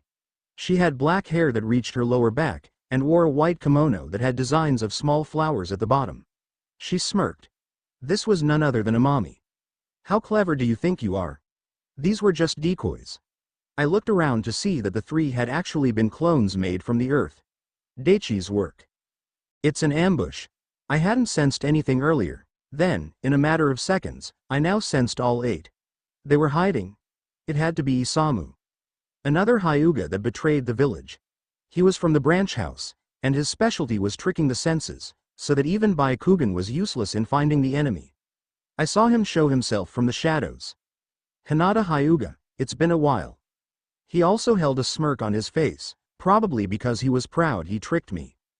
How sttuuppidd could you get? A girl giggled. Or a woman, who happened to be Minami's twin. Her hair was blue, and held in the same high pigtails as her sister. She stood on the branch of a different tree. Her name was Akari. Minami revealed herself by Akari's side. Obviously too stupid, she giggled alongside her sister as a response. Hinata. As in sunflower. I don't like their fragrance, sunflowers stink. Another girl had come from hiding. Her hair was blonde, and she wore a sundress that was decorated with pink flowers. Target 237. Hinata Hyuga. Ex-heiress of the Hyuga clan. Threat to the boss. To be exterminated on sight. Leave no trace behind. Katsuo revealed himself. He was wearing cargo pants and a black muscle shirt. His hair was white and cut short. Almost like Naruto's. Done and done, Katsuo. Leave this one to me. Raiden said as he popped his knuckles. He held a smirk on his face. I remained silent. I never waste time talking on missions. Raiden was a lightning-style user. He quickly performed the hand seals, and yelled out, Kuroi Kaminari. Black lightning emerged from his body and quickly headed towards me. I managed to dodge his hits. I remembered this jutsu. It was Darui's. I remembered him saying the third Raikage passed it onto him alone. They have the ability to copy others' jutsu in accordance to their chakra nature. You can't run forever, he shouted triumphantly. Immediately black lightning shot everywhere all at once. I managed to dodge, and pulled a summoning scroll. I summoned 2 katanas that I taught myself to fight with. I had sealed them to be resistant to most chakra nature. I ran towards him as he tried to hit. I finally stood before him before cutting the lightning with one of the katana, and took the other one and hit him right in his chest. I moved quick enough for him to not realize what was happening until I finally hit him. He didn't even have time to yell out in pain before I twisted the katana in his chest, and he fell to his knees. I pulled out the katana, and watched as he fell forward. 1 down, 7 to go. I looked up with an expression that asked, who's next? Minami had been the first to react by yelling out, Raiden. She quickly jumped down from the tree with Akari following suit. They both yelled in unison, you'll pay for that, bitch. Naruto. The last thing I remember was running out of that restaurant as fast as I could. I had nothing to say. Was it because I thought it was true? For over a year, how blinded was I? Woman who loved me since we were children. The one I never noticed, never acknowledged. Is that what broke you? I was an idiot for not realizing sooner, for not realizing you loved me. And at that time I was too oblivious to notice that I loved you too. Welcome home, N Naruto-kun. Hinata always greeted me when I had returned from my mission. She always had, and I didn't understand why. Even when I came home late there would be a hot meal waiting for me. I had asked her to watch my house while I went out on missions, and she never turned me down once. Hinata. You're still here. I would tell her, even when I knew she would be waiting. Only this time, she wasn't home waiting for me. I walked in to find it empty and cold. There was no meal waiting for me, and no Hinata. I called out to see if she had fallen asleep somewhere, but I couldn't find her. So I found myself walking to her house. Memorizing the way from all the nights I walked her home. Naruto.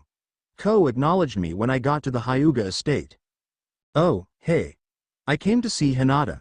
Is she okay? Lady Hinata is not feeling well. I'm sorry, but you can't visit her today. Why not? I asked. I had this urge to make sure she was okay for myself, even in her own home. Father, please. Father, I tried. Please. I looked past Ko to see Hinata's dad walking into the courtyard followed by Hinata. You're pathetic. First you lose a match to your younger sister, and now you beg me to give you another chance. After I've given you so many, what I said is set in stone. Hanabi is the heir, and if you do not marry to another clan of wealth, then I will disown you. Hiashi's words were cold, like his demeanor. Hinata spoke of him frequently, defending him by saying things like, "He's only harsh on me because he cares." But in truth, he was a beep. Please. Father, I trained and trained. I have gotten stronger, father, and Neji ni-san has been teaching me. And yet you still haven't become much. Hey, I called out. I was furious because I knew Hinata worked so hard, and her father still treated her like shit. The both turned to look at the gate that blocked me from entering. Hinata is strong. You're just too blind to see it. Hinata has come a long way just to impress you, and you still think nothing of her. She's always defending you, but you're just a big asshole. You little shit. He muttered. En Naruto-kun. You think you can insult someone like me, and get away with it, Jinchuriki? Hinata's busy fawning over you when she could be training. She yelled to me. I was about to fight back, but I saw Hinata giving me a look that begged me not to do it, so I backed down. You could have been the heir if you had spent all your time training instead of wasting time with him. I watched Hishi storm back inside with my fists clenched. Hinata cautiously walked up to the gate. Are you okay, Hinata? I came because I was worried, and I guess I was right too. Go home, Naruto. It was one of the first times I had ever heard her without her stutter. Hinata. Go home, but you are home, Sakura. It was already dark out, and Naruto still hadn't come home. I took the day off of work just for him. I wanted to spend time with him since Hinata had that mission, and Naruto wouldn't blow me off. But I ended up waiting for him all day, flipping through meaningless channels on his worn-out couch. At some point I had given up. I had to know where he was. Hinata had left for her mission in the early morning, so is he avoiding me? I knew where I had to go. Hinata's place. Sasuke had pointed out her apartment to me before, and I haven't forgotten it since. It was a small apartment complex that someone like me would have never noticed. She probably picked a place where the rest of us wouldn't suspect. It was smart of her, and I never regarded Hinata as someone who was stupid. Get out of here, you brat. I was nearing the apartment complex when I heard yelling, so I ran to see what was going on. It was Naruto. Hinata. I'm sorry, I didn't mean to do it. I watched horrified as Naruto yelled out to Hinata's empty apartment. The landlady was yelling at him with a broom in hand, threatening to hit him. Is he drunk? Hinata isn't home right now. The landlady started hitting him with her broom, but he was acting like he didn't feel a thing. I ran up to her. I'm so sorry, is my idiot friend bothering you? Dr. Haruno. This Naruto boy is piss drunk. Hinata isn't even home. I saw her leave this morning, and she hasn't returned since. Yes, I know. Please excuse him. I think she rejected him when he asked her out on a date is all. He does this a lot actually.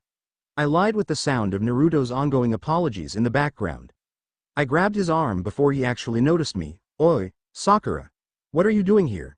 You came to see Hinata, too. I quickly hit a pressure point so that he would pass out, and shut up already.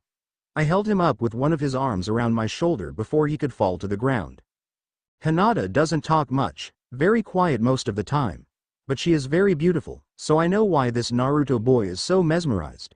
But you and him are kind of a thing, right? I remember you were the talk of the town when you two started going out. Oh, but there was a scandal going around saying you were going out with an older man for his money.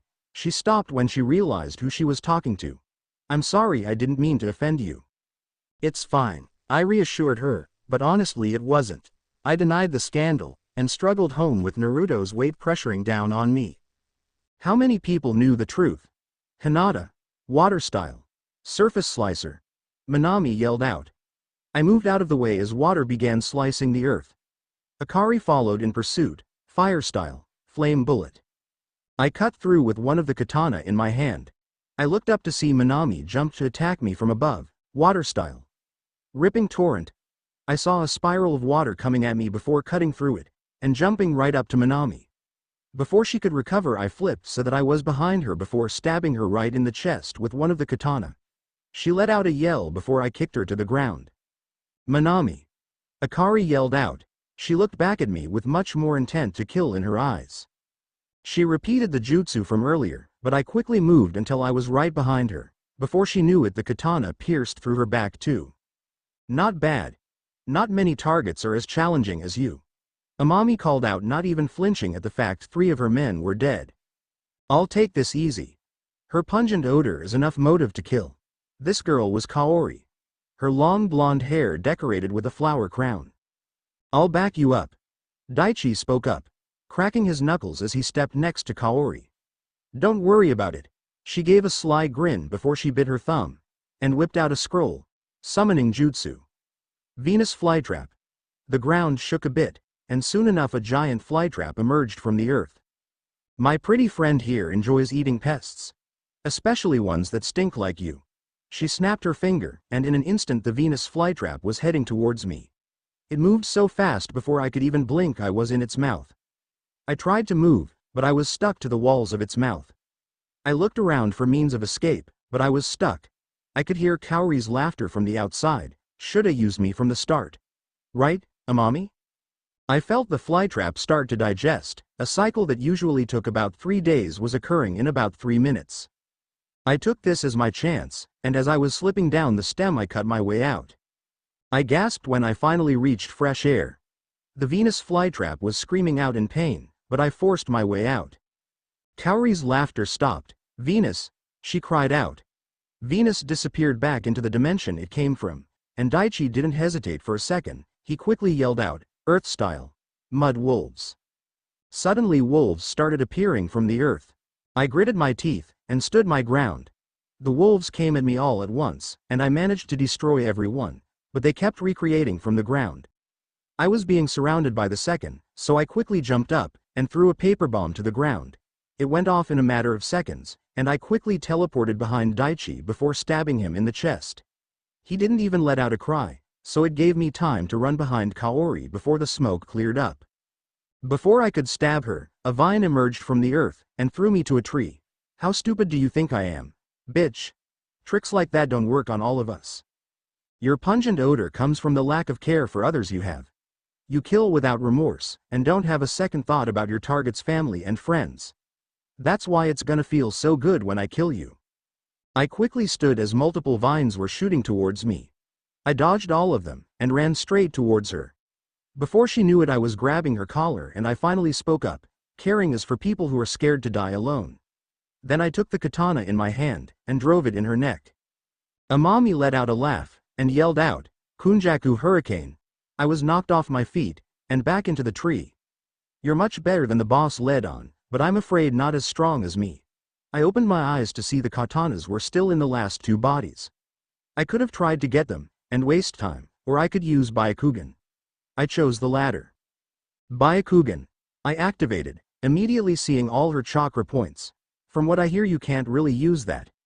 Amami let out another laugh, and jumped down from the tree she stood from. Gentle step. Twin lion fists. Tempest wind. Again she tried cut me with air generated from nothing.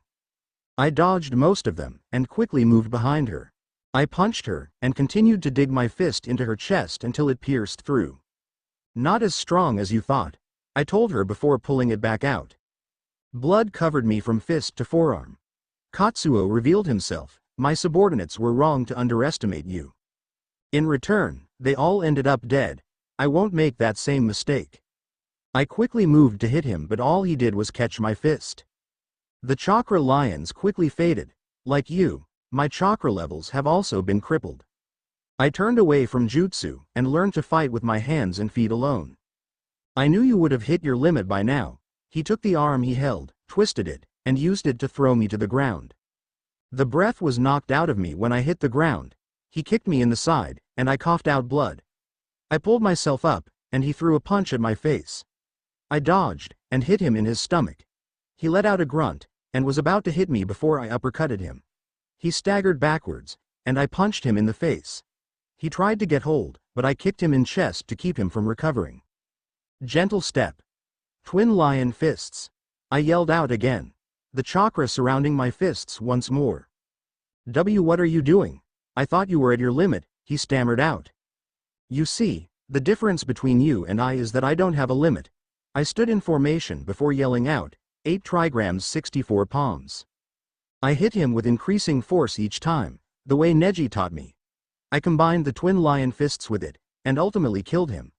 I looked up with a final sigh. The sun was starting to go down, and I planned to head back to the village first thing in the morning. I was running a little late. I looked around to see only 7 bodies. There were 8 targets. My Byakugan was still activated, but I couldn't find Isamu.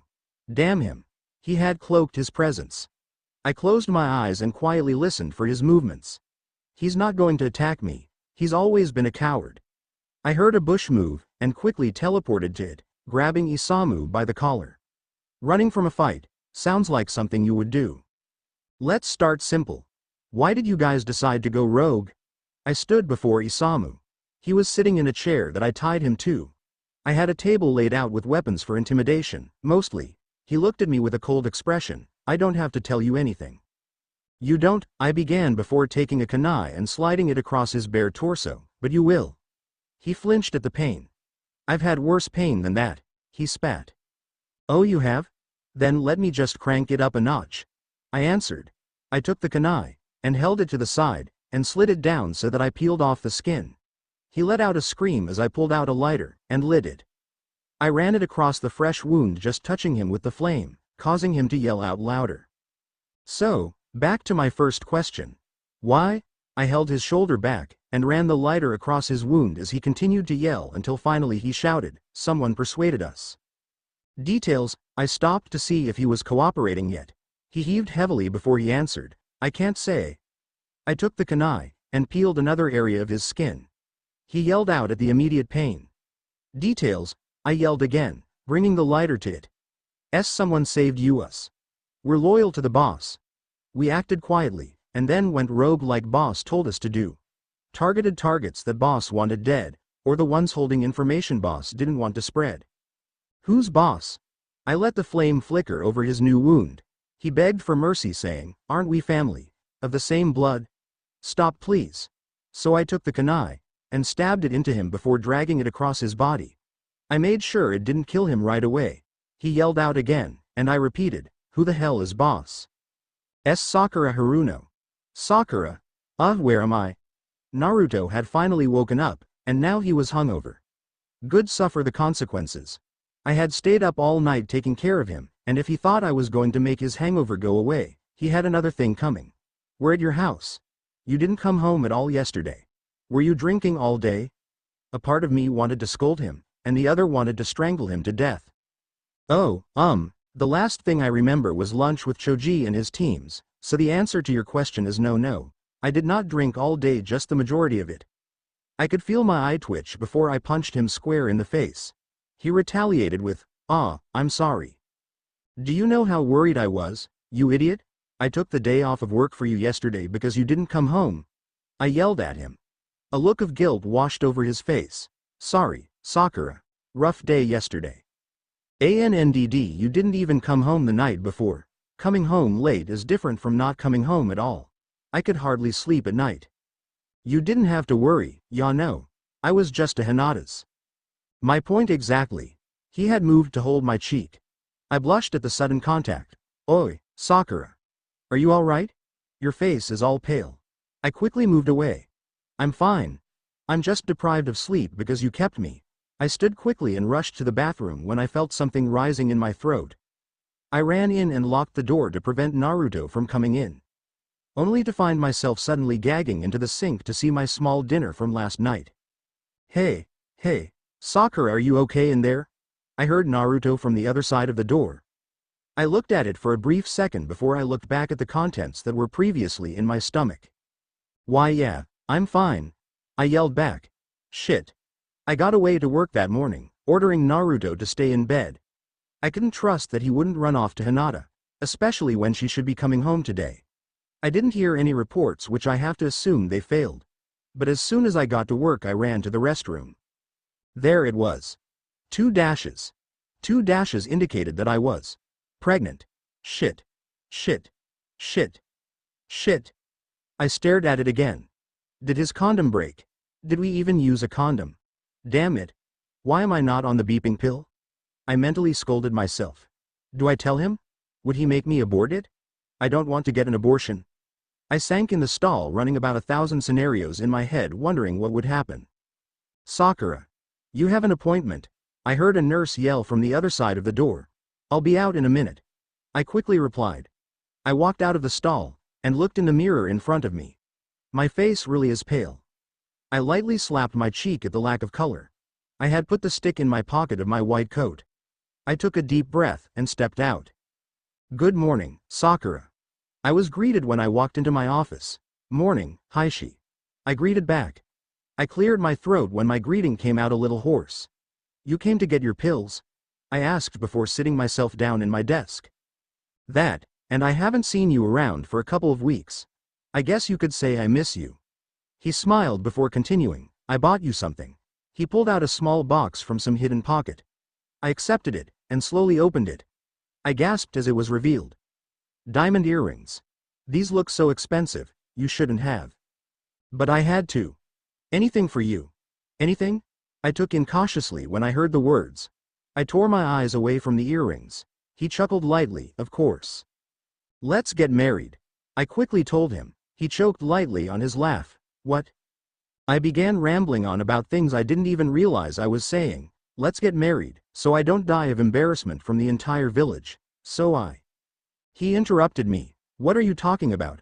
I'm pregnant, and it's yours. I blurted out. Sakura. Please? I hadn't realized I started crying. You did this to me. Don't make me kill it, please. Don't make me do this on my own. My vision began to blur, but I could still see him rush to my side. I had fallen out of my chair when I started crying. He knelt by me, and held me. Shush, it's okay. It's okay. I cried into his shoulder even harder. Naruto. Okay, okay. Let's get married, okay? Don't cry. I'll do anything for you. What will become of us? Hinata. I had returned to the village this morning. I had only one priority on my mind. Figure out why it was Sakura. What business did she have killing other ninja? More reasons to hate the bitch. I was currently sitting in Lady Tsunade's office in the hospital. Her office is just down the hall. I could gut the bitch right now. Okay. You didn't excessively use your Byakugan, which is good. It also means less time spent in this office, so that's a good thing on your part. Lady Tsunade looked over the report while I waited. I think you'll be able to get the debrief report done by this afternoon, and it shouldn't be that hard to write down. Killed them all, but I will need you to put in a more detailed report this time, like motive and targets. I'll need a list of all the targets that were killed by them, I told her. Why is that? You wanted a more detailed report, right? I retorted. She sighed before answering. Fine. Shizune should have the files somewhere. Thanks. Shouldn't you be filling out debriefing report right now? Kurenai had asked me. I looked down at the files Shizune gave me about every single. 230.6 targets. It was giving me a headache just looking at it. I took another sip from the tea Kurenai had made me. I had come by to visit, and give her some money to support her. She took me, but kindly asked me never to do it again.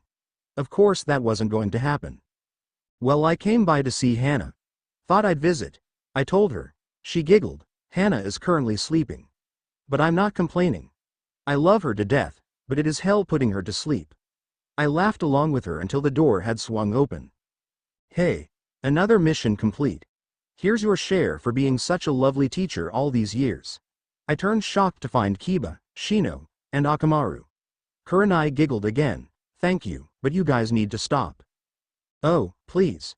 You're practically retired, he commented before he finally noticed me and stopped dead in his tracks. Hinata. He muttered under his breath.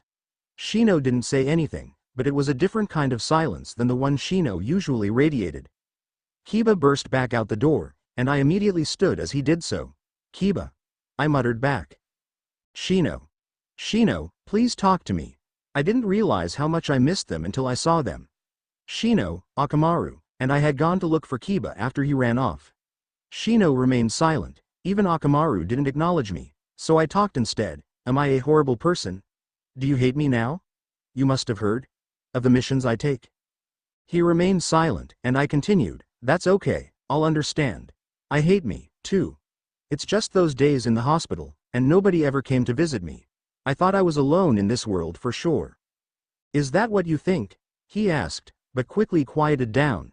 What do you mean, Shino? How blind was I? Shino, I did some unforgivable things, I know. I know better than anyone. Better than everyone who has ever told me I was doing wrong. I know.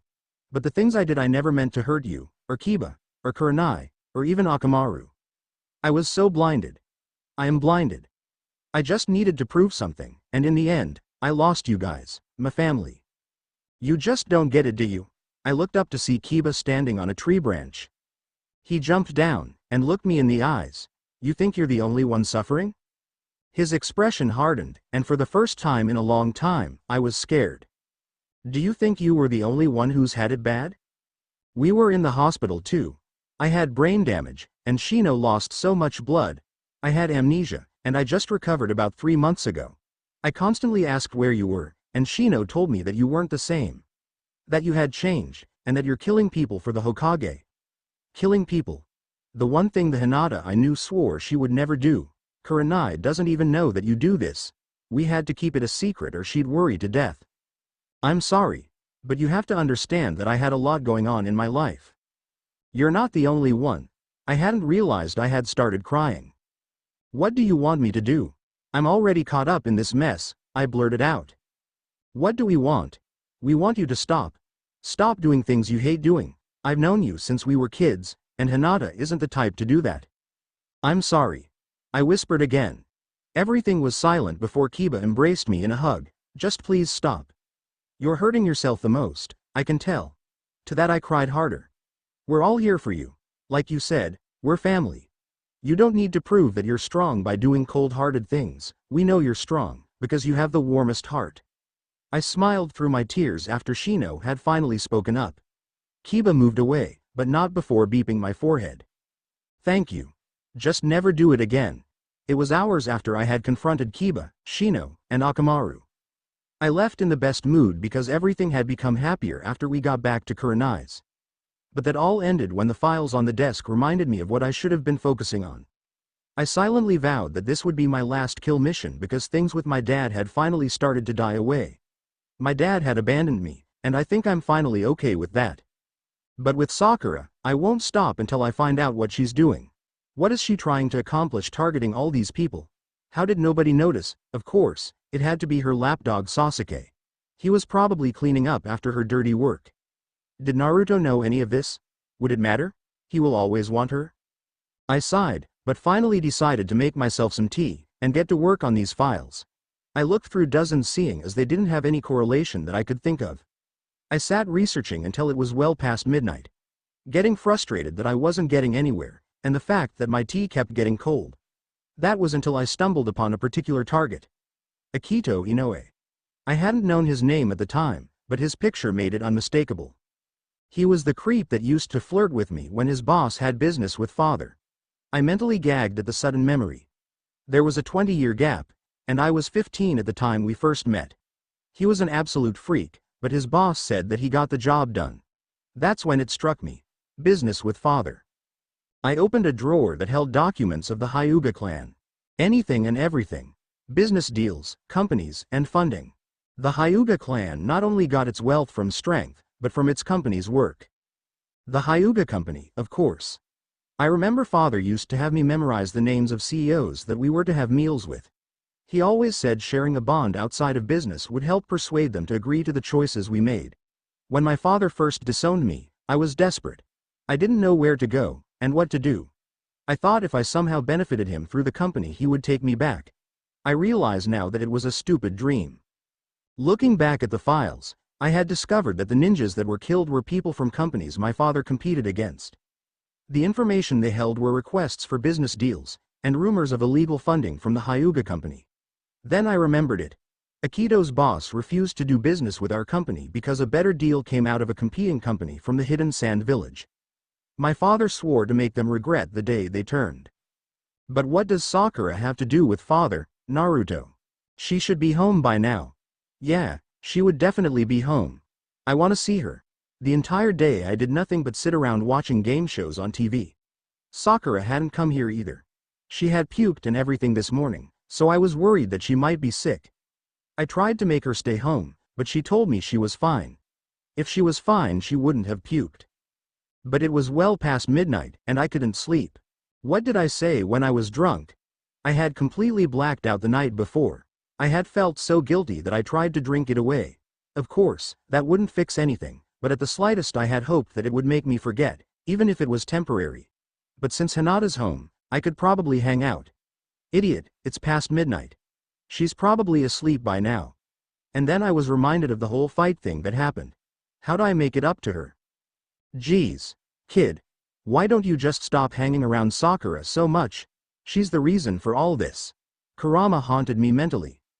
You think I don't know that? I said out loud. You are just full of idiotic tendencies. Admit it, you liked being Hinata's first. It's something you always took from her. First love, first beep, first time.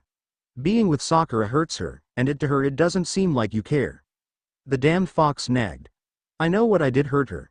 The fact that she wasn't my first probably makes it worse for her. But I hurt her in so many ways. I liked her confession, I liked being her first beep, and I liked being her first time. But I had told myself that I was in love with Sakura, not realizing how wrong I was. Naruto. Stop, please. Hinata cried out in fits of laughter, pleading me to stop. She was at my apartment after my mission with a meal waiting. Let's just say the mission didn't end very well. I had eaten silently, and Hinata tried to get me to open up. She sighed, and I thought she had given up.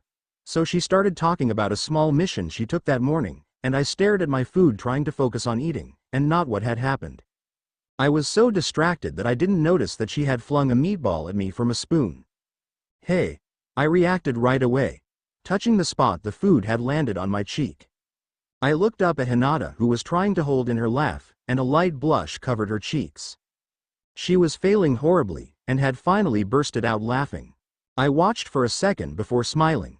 I scooped a meatball from my plate with a spoon, and used my finger to hold it back like a catapult before letting it go. She suddenly stopped when it hit her right in the face. It was my turn to laugh, and I watched her face get a little bit redder. She had quickly reacted by taking her plate of spaghetti, and dumping it right on my head. Hey, that's cheating, I said, still smiling. Hinata laughed again. I don't remember there being any rules, and stuck her tongue out at me. I stood up with her, and picked up some pasta with my bare hands, and threw it at her. She squealed when it hit her. It was only a couple of minutes later, and the kitchen was a mess. Everything was painted with spaghetti sauce and pasta. Hinata stood at the sink preparing to wash up a little when everything had died down a little. I had snuck up behind her, unarmed, and she quickly to the spray hose by the faucet, and hit me with water. All the while laughing. I tried to yell stop while trying to reach for it. My face looked serious, so she stopped for a moment, feeling slightly guilty. I gently took it from her hand before quickly turning around, and spraying her with it. I laughed again, and she screamed in surprise. I finally stopped when I remembered that I had neighbors. I put the hose back in its spot, and had Hinata trapped between me and the sink. I looked down at her, and saw that her face was getting a little red. I chuckled unconsciously. Why, you're cleaning this up? She whispered. I chuckled again, and before I even realized it I leaned down, and captured her lips in mine. Hinata. What are you doing here? I rubbed my eyes as I held the door open. What, can't a guy miss you? He smirked in the doorway with flowers in his hands. I had fallen asleep late last night in the midst of all my research, so yeah, maybe I was a little rude due to the fact I barely slept. What does Sakura have to do with father? Oh, yeah. That's the burning question on my mind. Did Naruto know? But I couldn't lie to myself. I did sort of miss him. He let himself in, and set the flowers on the table. Roses. Honestly, how cheesy, and cliché. I shut the door behind me, and walked over to the cabinet to grab a vase for the flowers. Look, about that fight we had, I'm sorry, Hinata. I really am. I looked at him suddenly as the memory rushed back to me. With everything that had happened yesterday, I completely forgot about the fight. I sighed when I set the roses in the vase filled halfway with water. I left it next to the sink as I walked over to where he sat at the table. I leaned in close, very boldly, to be honest, and beeped him. It's fine, I'm sorry, too. I whispered against his lips. I caught a slight smirk before he pulled me in to beep him again. What are you doing, Hinata? How could you do this? He could be working with Sakura. He could be pretending to love you, all for Sakura. I pulled away suddenly, but gave him a small smile so he wouldn't be suspicious. Do you have anywhere to be? He asked. Of course I did. I had to go get more information on connections with Sakura and father, and visit mom and Neji. But I sure as hell wasn't gonna let him know that. Just gotta give my report to Lady Tsunade, and maybe some checkups. I didn't act like it was some secret that I was sick. I saw Naruto flinch a little as he was reminded of it. I walked over to the fridge to look for something to eat for breakfast. He followed me, and leaned against the refrigerator door. You didn't go too far, did you? If I said, no, would that make you feel better? I asked as I got food. Hinata. I looked him in the eye when he said my name. I stood my ground, but I couldn't help but blush a little. He looked like he genuinely cared. He's so dense, he probably doesn't even know what Sakura is up to. No, I answered honestly. I couldn't help it anymore. Don't tell me you still love him. He gave a small sigh of relief, and the smile reappeared on his face. Go out with me. I nearly laughed. What do you call all of this then? I asked. Well, it was never official, and I just wanted to hear you say, yes. You're such an idiot. Is that a yes? His smile was even wider. No, I don't think it was. I answered with a smile, and undoubtedly, a blush. He retaliated by beeping me, even rougher than last time. But I also responded, even rougher than last time. I wrapped my legs around his waist as he held me up. He backed me into the wall before he started trailing down my neck, attacking it with beeps. Say it, he growled against my neck. It. I answered with a smirk on my face. I started giggling. Me. Even I had forgotten the sound. He smiled against my neck, something funny. Just your desperate attempts. I retaliated, but that doesn't mean I could hold back the blush rushing to my cheeks. I wanted this. I wanted you, and nothing has changed. Yes. I seemed to blurt out. I heard him chuckle before he stood up straight. So it's official, he said. Hey, that means almost nothing. It means I get to beep you whenever I feel like it.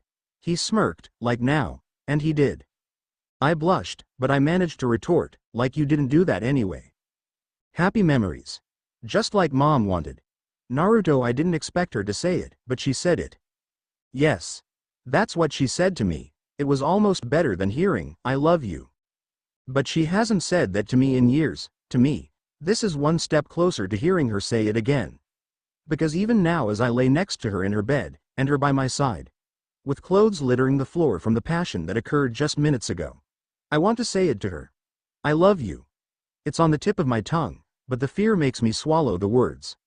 So I lay here watching the back of her head with my arm around her, silent for the longest time. Oh, shit. Is that the time? I jumped when the sudden silence was broken, and watched her trying to get her clothes back on. I sat up. What's wrong? I have a checkup today, and I gotta run a bunch of errands. I'm not going to be home all day, so don't wait for me. She rushed, and I continued to watch as she quickly tied her hair in a ponytail. Yeah. I'll probably just take a shower, and be on my way, I told her. She nodded, and started getting her things together. Probably the mission report. I got out of the bed with nothing but my boxers. I saw my pants on the ground, and quickly moved to put them on. Bye, she quickly said before turning to leave. Hey, don't forget. I quickly grabbed her arm, and she turned to look at me. I smirked before giving her another beep. Idiot. I heard her mutter, but that didn't hide the blush on her cheeks. After my shower, I decided I would hang around for a while, and probably see Sakura when she got off work. Which was in about an hour, and she was probably worried why I hadn't been home yet. I tried to occupy myself, and that's how I ended up looking through Hinata's stuff. And, no, I'm not being a perv. Though I did stumble upon her underwear drawer, I found some old children books, and I figured that this was from the times Hinata spent reading to the younger kids at the academy. I opened a couple, and saw the name Haru Hyuga. Isn't that Hinata's late mom? I began opening all the books to find they all belonged to her. When I got to the last book, The Tale of Despero, a message was written inside. To my sweet Hinata. I know you love these books, so I've decided to give them to you. This one is personally a favorite of mine. It showed me small people can achieve great things. I have faith you will, too. Take good care of them for me, okay? With love, Mom. I read it over again a couple of times. It did sound a little corny, but she was young when she got this. It probably still meant a lot to her now. I closed the book, and put the rest back where they belong. I decided it was probably time for me to leave. Hopefully Hinata would let me spend the night. I don't want to leave her alone anymore. She's been that way long enough. Naruto. Oh my god. The rumors were true all along. Ino had ran up to me and started busting my eardrums. The fight I had with her and her teammates had eventually died away. And everything was good between us, cause, you know, friendship. What is it, Ino? I asked, but I didn't care. Ino backed down, and I watched her eyes widen. You don't know? Know what? I asked again. She avoided my eye contact for a brief second. Sakura. Sakura what? Is she okay? I quickly went into defense mode. Was she in trouble? No, she's not in trouble. It's just that she's getting married. I was shocked when I heard the words come out of Ino's mouth. Married? Is it Sasuke? I knew he loved her, I just never imagined he had the actual guts to ask for marriage before a date. The nerve. It's not Sasuke. It's, Heishi. Heishi Hyuga. Heishi Hyuga. The person Sakura had allegedly cheated on me with? Heishi Hyuga? Hinata's dad? You're kidding me, right? I choked out. Did I feel betrayed? It's all here. Ino handed me the tabloid. The front cover, a picture of Sakura in a wedding dress. The top story across the cover, the lovely Sakura Haruno is engaged. To an older man. It did sound like the perfect scandal to run. But Sakura and I weren't together anymore, and it shouldn't matter. But it did, because this involved Hinata. Sakura, what is this? She was at my house, wearing my clothes, as if she still needed to be here. I threw the tabloid on the coffee table, and she looked up at me. I'm getting married? I got that part.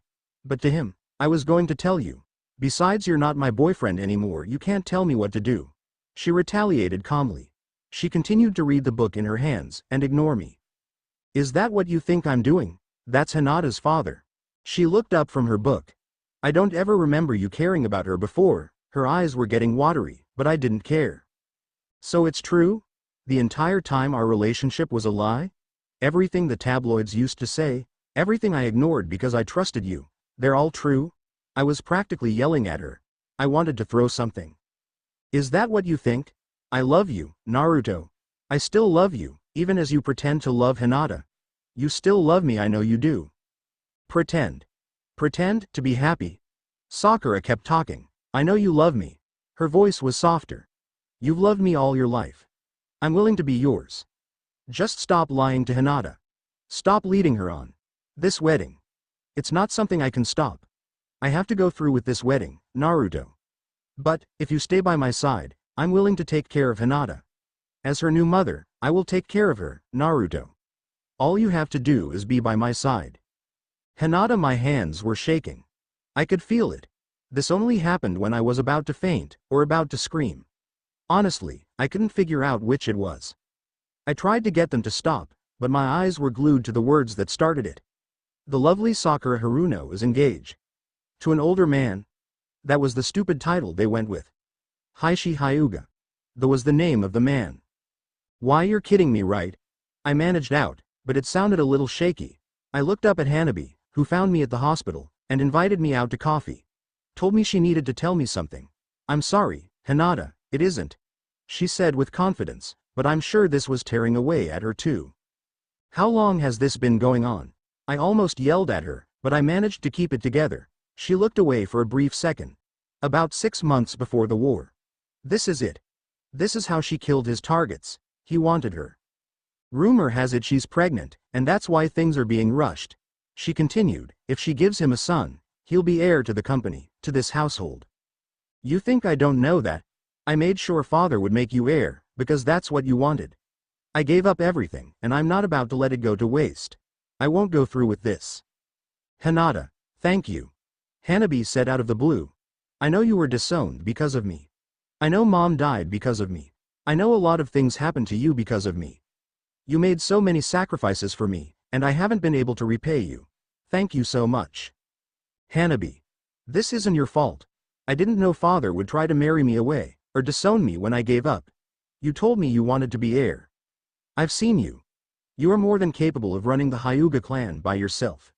Don't put yourself down. Mom wouldn't like that. I left 20 minutes after that, and headed home. A little earlier than I expected because Hanabi tied it all together for me. I hadn't talked to her in years, and I just wish the first words I heard weren't about that. Hanabi deserves to be heir. I gave it up, but that didn't mean I wanted to leave. I wanted father to be like an actual father and understand. I got home, but Naruto was nowhere to be found. Not that I was expecting him, or anything.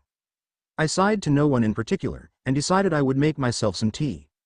My thoughts were running mad with everything that was going on. Why Sakura? Why is it always Sakura? How many things must you take away from me?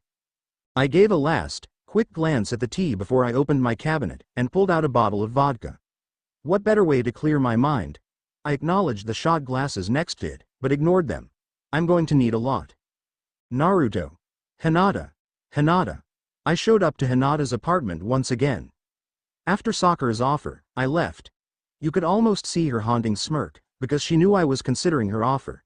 I need to protect Hinata.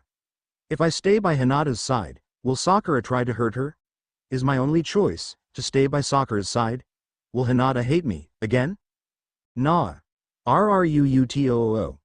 Hinata had finally answered the door, after 5 minutes of me knocking. Her cheeks were red, and she slurred. Was she drunk? Hinata, are you drunk? I asked her. She leaned against the door a little, and batted her eyelashes. No, can't I just be happy to see you? She giggled. I walked in, and saw a near-empty bottle of vodka on the table. What's this? I asked her, even when I knew the answer. She giggled as she walked towards me, and hugged me from behind. Have a drink with me. Yeah? I was slightly surprised when she hugged me, and my cheeks felt hot. I managed to turn around and face her. Her cheeks were puffy, like she was crying not too long ago. Are you okay, Hinata? She pouted and looked up at me. Don't ask me questions like that, Naruto. I don't remember what it's like to be okay anymore. Then what do you remember? Why are you drinking? Eats celebratory. Make way for the happy couple. The woman you love, and the father who abandoned me. What's not to celebrate? Naruto, just have one little drink, please? Drink with me? It's a happy occasion? But even her drunkenness couldn't hide the tears starting to stream down her face again. She already knows. I felt her let go of me, and reach for the bottle. I tried to grab it from her, but she pivoted, and pressed the bottle to her lips before leaning her head back. Hey! Hinata! Stop! I reached over to grab it from her, but she moved again, muttering that it was a special occasion. I managed to hold on to her wrist, but she tried to pull away. It's a celebration, Naruto. Stop. Stop drinking, Hinata. I pulled at her wrist, but she continued to try and pull away. She finally got out of my grip before throwing the glass bottle at the wall, shattering it, and started screaming. She held her hands up to her head as she screamed. I panicked before pulling her into a hug. She tried to push me away at first, but I only hugged her tighter. When she finally managed to stop screaming, I sat there, and watched her slowly slip into an unconscious state. I sighed a long sigh of relief. When I finally decided to get up, I held Hinata, and placed her in her bed. I left the room to go clean up the broken glass. Afterwards, I beeped Hinata's forehead that was cold with sweat, and slipped into bed with her. The decision was clear, and I knew what I had to do. Naruto, it's been 3 months. 3 months since the announcement of Sakura's engagement. Today was the day. She's getting married to none other than Hinata's father. What made it worse is that she invited Hinata herself. Hey, stand still, would you? I watched Hinata focus on tying my tie. Anxious much? She smirked. Aren't you? I mean, it's your dad and Sakura and everything. I was surprised by how well she was taking this though. It's been 3 months since Hinata had her breakdown. I don't think she remembers, but if she does, she's doing a hell of a good job at hiding it. She woke up the next morning like nothing happened. Hinata only continued smirking. Why, the queen asked me herself. Who am I to deny her very own marriage? For someone who hates Sakura, she really is doing everything to make her happy. She wore a lavender dress with thin straps that seemed very simple, but very reserved, which Sakura picked out. Her hair was curled. Sakura's suggestion, of course, and who was I to complain? She looked like she just came out of a dream. Hinata caught me staring, and I caught myself blushing. Is there something on my face? She quickly lifted her arm to wipe whatever seemed to keep me staring. I quickly stopped her. No, it's nothing. You're just beautiful. This time she blushed, and I leaned in quickly, and gave her a beep, catching her off guard. I smirked when she blushed, even though we've been dating for 3 months. In that time, I'd practically moved in with Hinata. The actions just seemed unspoken. I learned her lifestyle. The days where she got up early just to visit her mom. The afternoons she spent looking after Kurenai's kid. How she had started to eat lunch with Hanabi every day. Even if she never told me why they stopped talking before then, I didn't want to pry, because things were going well.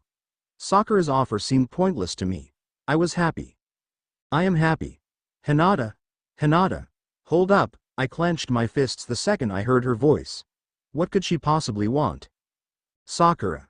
I tried not to spit it in her face. She was rushing over to me, and stopped right in front of me.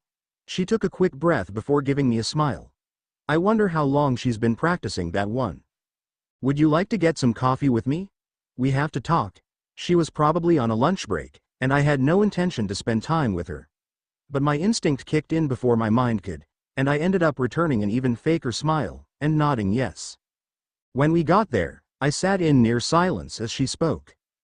Hinata, this is good for us. Bonding like this, it'll help us grow closer. I want us to be close, so, if you don't mind, would you please come to my wedding?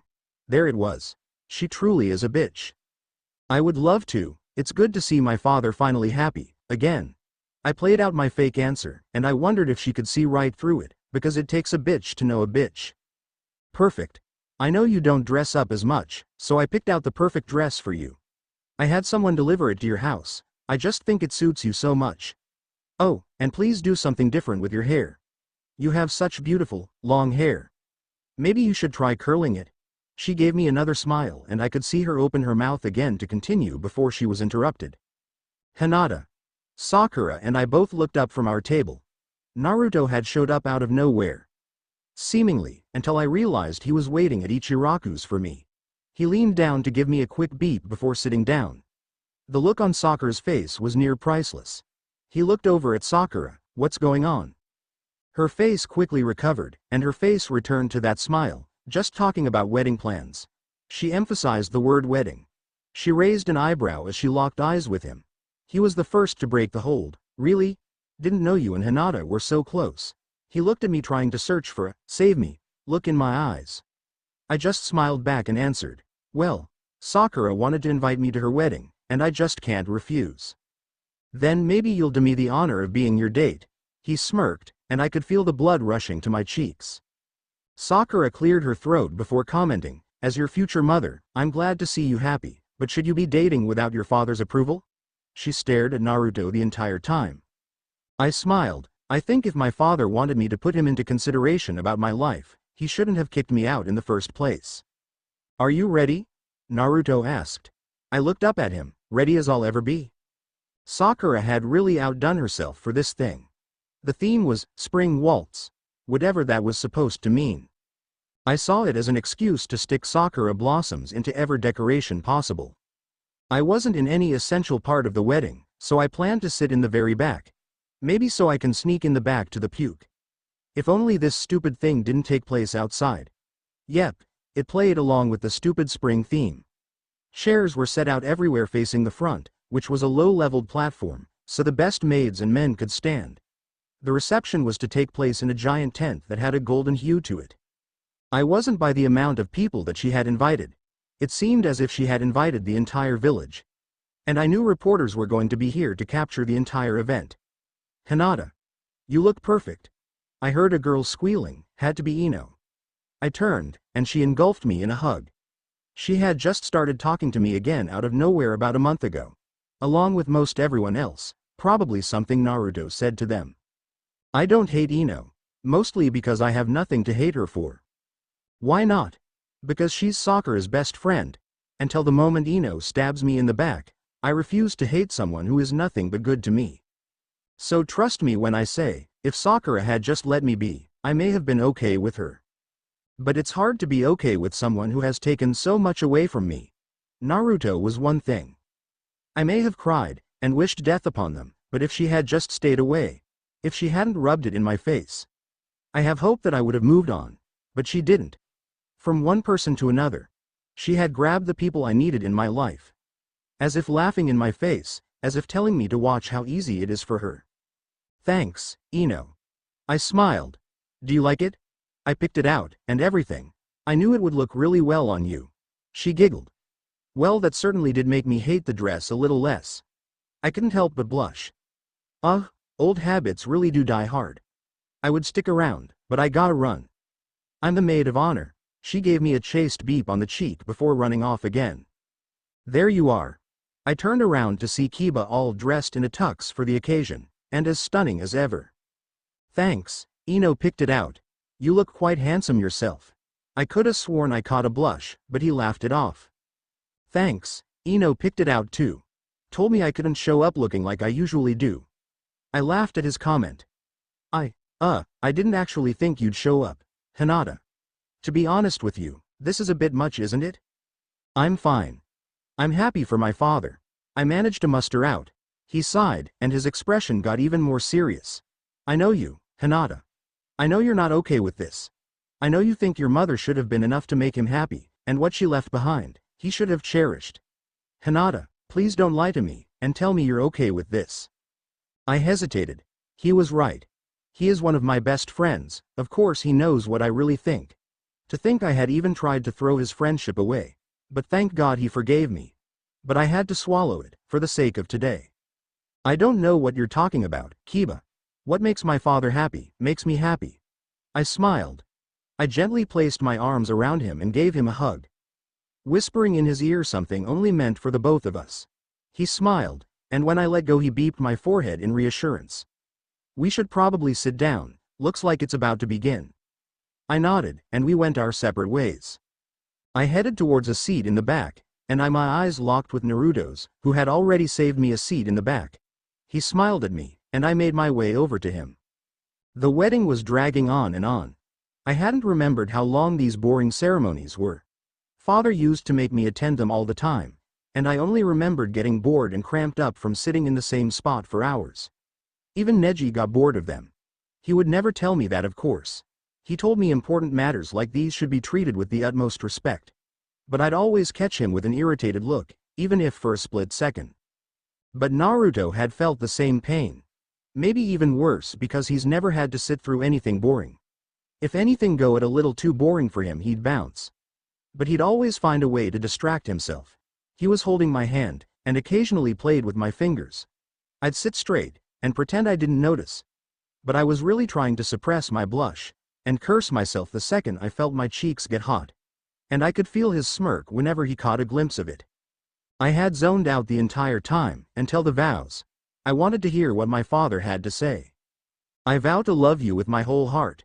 To cherish you, and to treasure you. To you who has given me nothing but happiness, I only wish to give you the same thing in return. Know now that there were those before you, but there will never be any after you.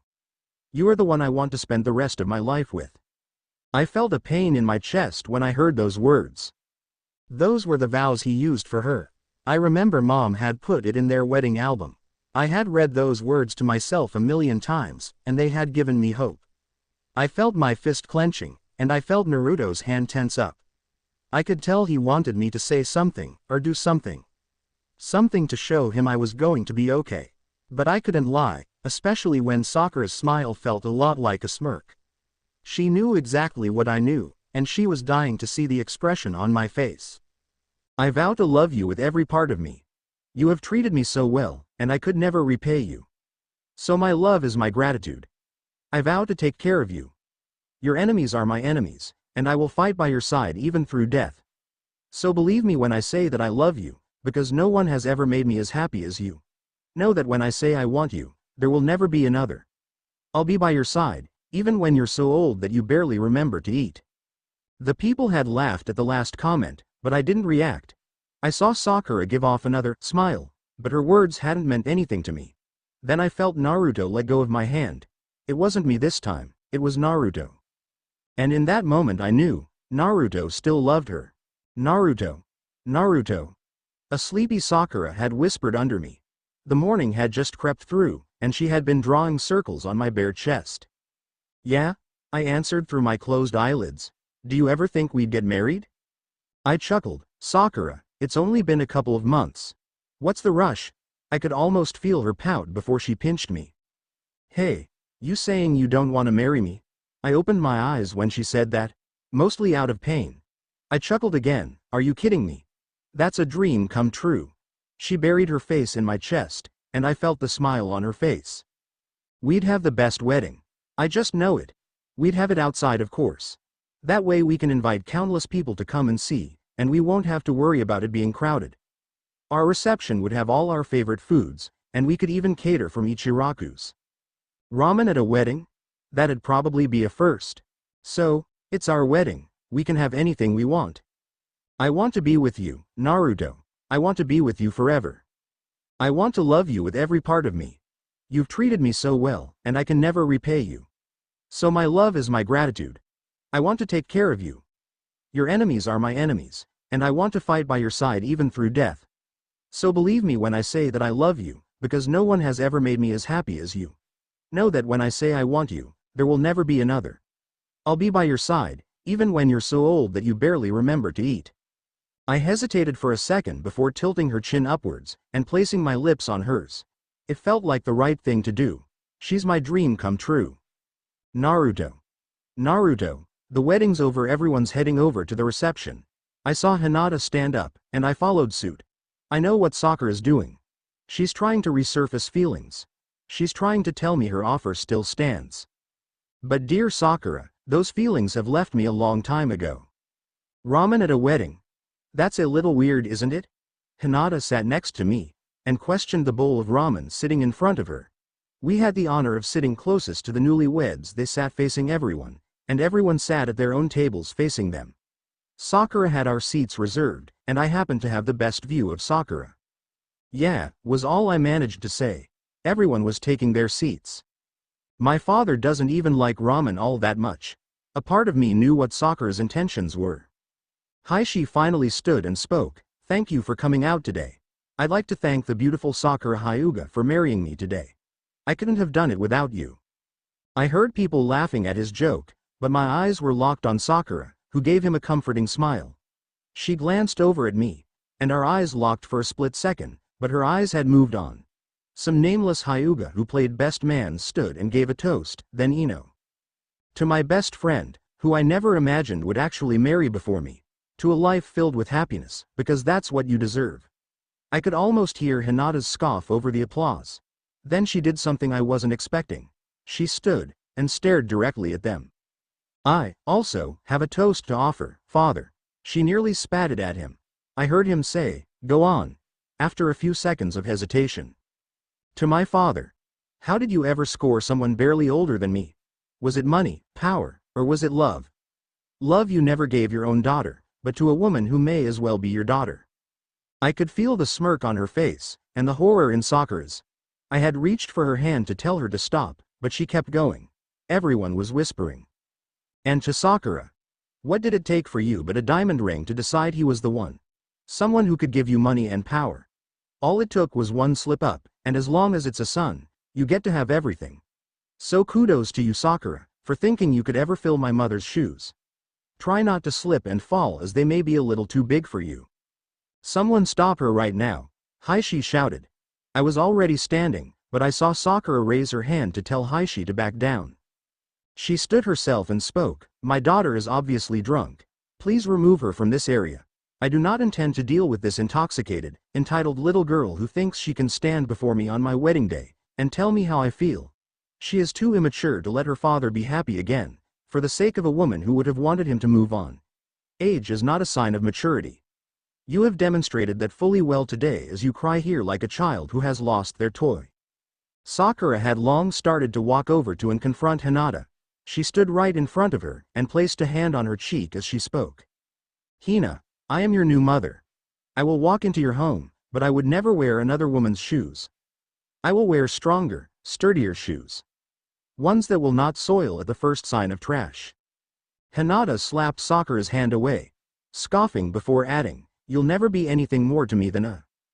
Before Hinata could finish, Sakura had slapped her right across the face. And as your new mother, I will not allow you to disrespect your father's intentions. I only mean to care for you, Hina. Like your mother couldn't. That's enough. The words finally reached my mouth. In all my life, I had never been at a loss for words. We'll leave. Sakura turned to me, and she put on her best smile. Naruto, you're welcome to stay. We did invite you, so you could celebrate this momentous occasion. Don't let my daughter ruin it. No, I think I'll go. I told her. I took Hinata's hand in mine, and looked back at her. Oh, and Sakura?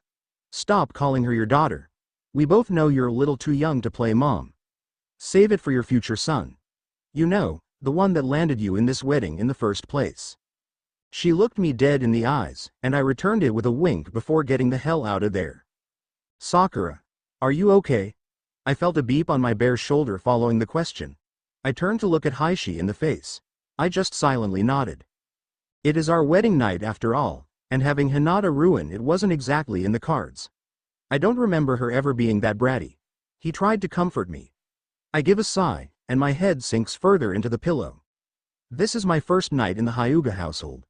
Sure, I've been here several times, but now I live here. I wasn't torn over the fact that Hinata had crashed my wedding. I had prepared myself to handle it. I'm torn over Naruto. He hasn't talked to me alone since my offer, and I have to tell myself he's just trying to make up his mind. That he will return by my side, because he always does. I know that I was her classmate and everything, but some days I feel like I barely know her. What I said at the wedding, what I said to her, I meant it. I want to be her mother, I want to take care of her. Please tell me something that will make me feel closer to her, Heishi. I felt his hand caress my cheek before leaning in to beat me. Ask, and you shall receive. What was she like at home? Quiet, of course, it was in her nature. But a part of me always knew she had something to say. She would always hold it in because she knew her place. I had tried to train her for the responsibilities of my company, but she couldn't do it. Then Hanabi was born, and I put all my focus on her, in hopes of a more compatible heir. Hinata, refusing to believe I had given up on her, became a ninja, but I knew her heart was not one capable of that kind of life. How so? I pushed her. I pushed her to try harder, and in the end, she was never even capable of putting a scratch on Hanabi. Not in any of their sparring matches. She always went out of her to help others, but if it meant hurting someone else she was hesitant. What kind of ninja hesitates to hurt the enemy? Seems a lot has changed. I muttered and he grunted in agreement. I hesitated before furthering my questioning. Has she had any other lovers aside from Naruto? There was only one other. Part of a corporal company much like Hyuga, but he was from a different village. More of a teenage romance, if you will. Hinata was to hold meetings alongside some of my other subordinates to arrange a contract. According to Hinata's bodyguards, she had been quite close to this boy. They had never seen her smile that much. He would come out to greet her every time Hinata had business in his village, even when it was not for him. I never really interfered. Mostly because Hinata is not of much value to me, and as far as I saw it kept my relationship with his father's company in good standing. At the time, anytime I told her to visit the village for business, she accepted. I think that was the only time I have ever made her happy. That is, until she landed in prison because of him. There had been a rumor going around that the son was in charge of an illegal drug ring. Drugs that enhance one's chakra significantly. Usually it wouldn't be so illegal, but these drugs created killing machines out of these people, increasing one's power so significantly that they, alone, could take out an entire village. There were rumors of that this was how this company actually made its profit. Somehow, Hinata got mixed into it. They pinned it all on Hinata. That Hyuga princess isn't as innocent as everyone thinks. That is what they said about her. After I bailed her out, I lashed at her. I didn't understand her stupidity in this situation. If she couldn't even handle love, then how could she handle anything I could ever leave behind for her? She didn't even bat an eyelash. Nothing I said was going through her head, because something else was echoing through her mind. I never quite figured out what. I was silent once again. Hina, I am not the first one who hurt you, and I will not be the last. That asshole, Naruto. He will. As he has done so many times before. When he comes back to me, I know it'll hurt. That is why I have to protect you from him. What was his name? I asked. His name, I believe it was Keiichi. Mori, Keiichi. Hinata. Are you okay? I heard Naruto asked. I sighed as he asked for what felt like the 100th time. Let's just say it didn't exactly go as planned. I finally told him. My body never turned to face him. The bed creaked, and I felt him move closer. He wrapped his arms around me, and I felt him sigh in my ear. Can I show you something? What? I asked in curiosity. He moved to get up, and I turned to watch him. Get up. He told me. I watched him put on his clothes before following suit. Why? Why are you asking so many questions? We're going for a little walk, I want to show you something. He chuckled a bit as he told me. We ended up at the top of the Hokage monument. I don't think it was a coincidence that we stood on the top of his father's chiseled face. It felt more like a workout than just a walk. I drew in a deep breath before asking, here? Why? Again with questions, young grasshopper, just look. The entire village in one glance. 1,000 lives playing out below you. All the lights and the laughs, all quieted down, until there are only a few people in the streets, and all the candles are blown out for the night. Listen to how quiet it is, and how the only sound you hear is the stream of the river, or the chirping of the crickets. Then, look up. A common sight, but nobody seems to take the time to enjoy it. To just look at the stars, when all the lights are off, and all the noise is gone. Everybody just seems to be getting ready for tomorrow. Who will I see tomorrow? What will I do? Nobody forgets it for even just a second. That even in their dreams, you know all they see is tomorrow. He had laid down on his back, and I followed suit. Your point? My point is that you are allowed to forget. Even for a minute, you are allowed to forget all the pain in your world. You are allowed to forget that people need you, or that people are trying to ruin you. You are allowed to forget that you don't trust me, and that your mom is not the person who is laying next to your father tonight. Just for tonight, because the earth will still be here tomorrow. I was silent for a long time. Everything was flooding my mind. How did he expect me to just forget, even for the tiniest moment? But the moment I looked up, everything in my mind washed away, and there was nothing I wanted more than to feel this forever. I let out a sigh I hadn't realized I was holding in, and looked over at Naruto. He blushed as he quickly looked away. What? I reacted. He let out a small chuckle, and his eyes avoiding my gaze. He sighed and muttered, "You're beautiful." My breath caught in my throat. No, let's forget for one night, all right Hina. Before I realized what I was doing, my hand touched his. He twitched a little in surprise before letting me slide my hand in his.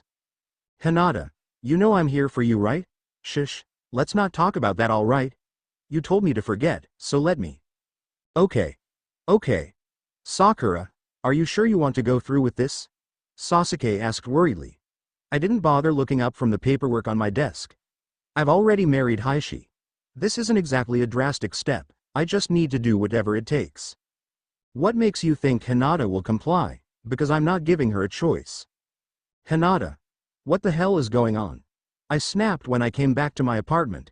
Naruto and I fell asleep at the Hokage monument, and returned this morning to find my father's men raiding my apartment. Lady Hyuga has requested for you to return home. Ko explained but avoided eye contact with me. Lady Hyuga? Who the hell is Lady Hyuga? That bitch. This is my home. That bitch does not have any jurisdiction over me. I snapped again. I felt Naruto grab my arm. Calm down, you're just playing into her hand. I wanted to push him away because he was on her side, so he had no right to tell me what to do. But I stopped myself. Fine. I muttered. I'll pack my own room, I have some personal items that I need to gather. I saw Ko's face turn red when he heard me say that. Yes, Lady Hyuga. I cringed as I realized that we would now be sharing the same name, Hinata. I spat at him. I quickly closed the door behind me, and ran to my desk, opening the drawer to all the evidence I had against Sakura. I was hoping to find the right moment to strike, but maybe I waited too long. I quickly grabbed a backpack and packed it all the documents. I need an ally. Sakura's got herself an army, and I only have me. Hell, she's even got a man on the inside. There was a knock on my door followed by, "Hey, you need any help?" Speak of the devil. No, I replied to Naruto. Why don't you head home? I can handle myself. I heard him chuckle. I know you can handle myself, but I can stick around. I sighed. No, go home. Take a shower or something, and relax. Everything's going to be okay. Sakura's probably waiting for you. He was quiet for a moment before replying, okay. I heard him leave before continuing to pack my things. I quickly threw a bunch of my clothes into some of my other luggage as to not make it look suspicious. I walked out before looking at my father's men continuing to pack my things. You can finish up my room, right? Just a couple of small things, shouldn't be too hard. I have business to attend to. Lady Hyuga requests you be home before 7 o'clock for dinner. Ko muttered. I turned around to face him. She gave me a curfew. He looked away again. I repeated myself, louder and closer. She gave me a curfew? He finally looked at me with more confidence in his eyes this time. Yes, Hinata. I turned away, and left him standing there. Two can play at this game, Sakura. Hinata, you're over early today.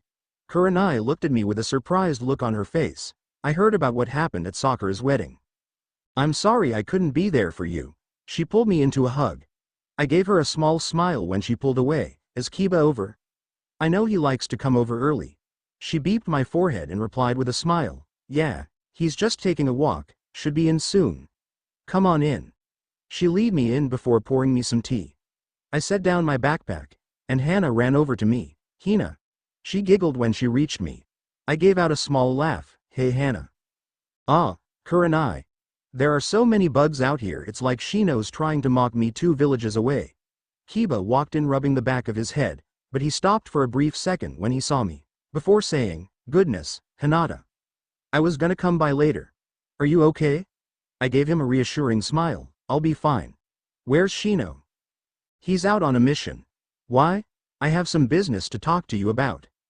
So, Kiba started while he looked over the documents one last time. What you're saying is that Sakura is trying to hide your father's embezzling by going out of her way to kill members of opposing companies that know a little too much? Bingo. But why? What's her purpose? Why would she even bother going through all that trouble? Kiba kept questioning.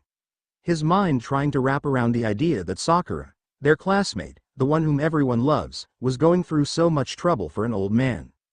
Maybe it's for the money. He tried to answer. I shook my head. No. This is something much more than that. I believe she's hiding something.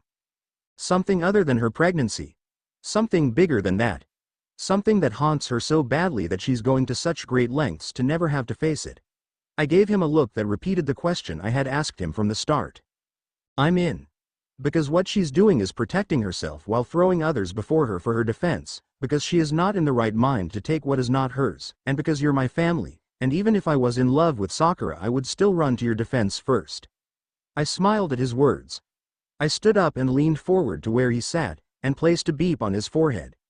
The same way he had done when he had forgiven me. Thank you, Kiba. He blushed before quickly stating, I'll let Shino know, too. He'd do anything to protect you too, ya know? I nodded before glancing at the time reading 6 p.m. I gotta go, alright? I have a thing, but I'll talk to you soon. I waved and rushed out of the door. My heart was racing, and it wasn't because I was running the whole way just to get here. The thumps were echoing through my ears. Besides, I have never done anything like this before. But I have to do this. My finger pressed the button right next to the door.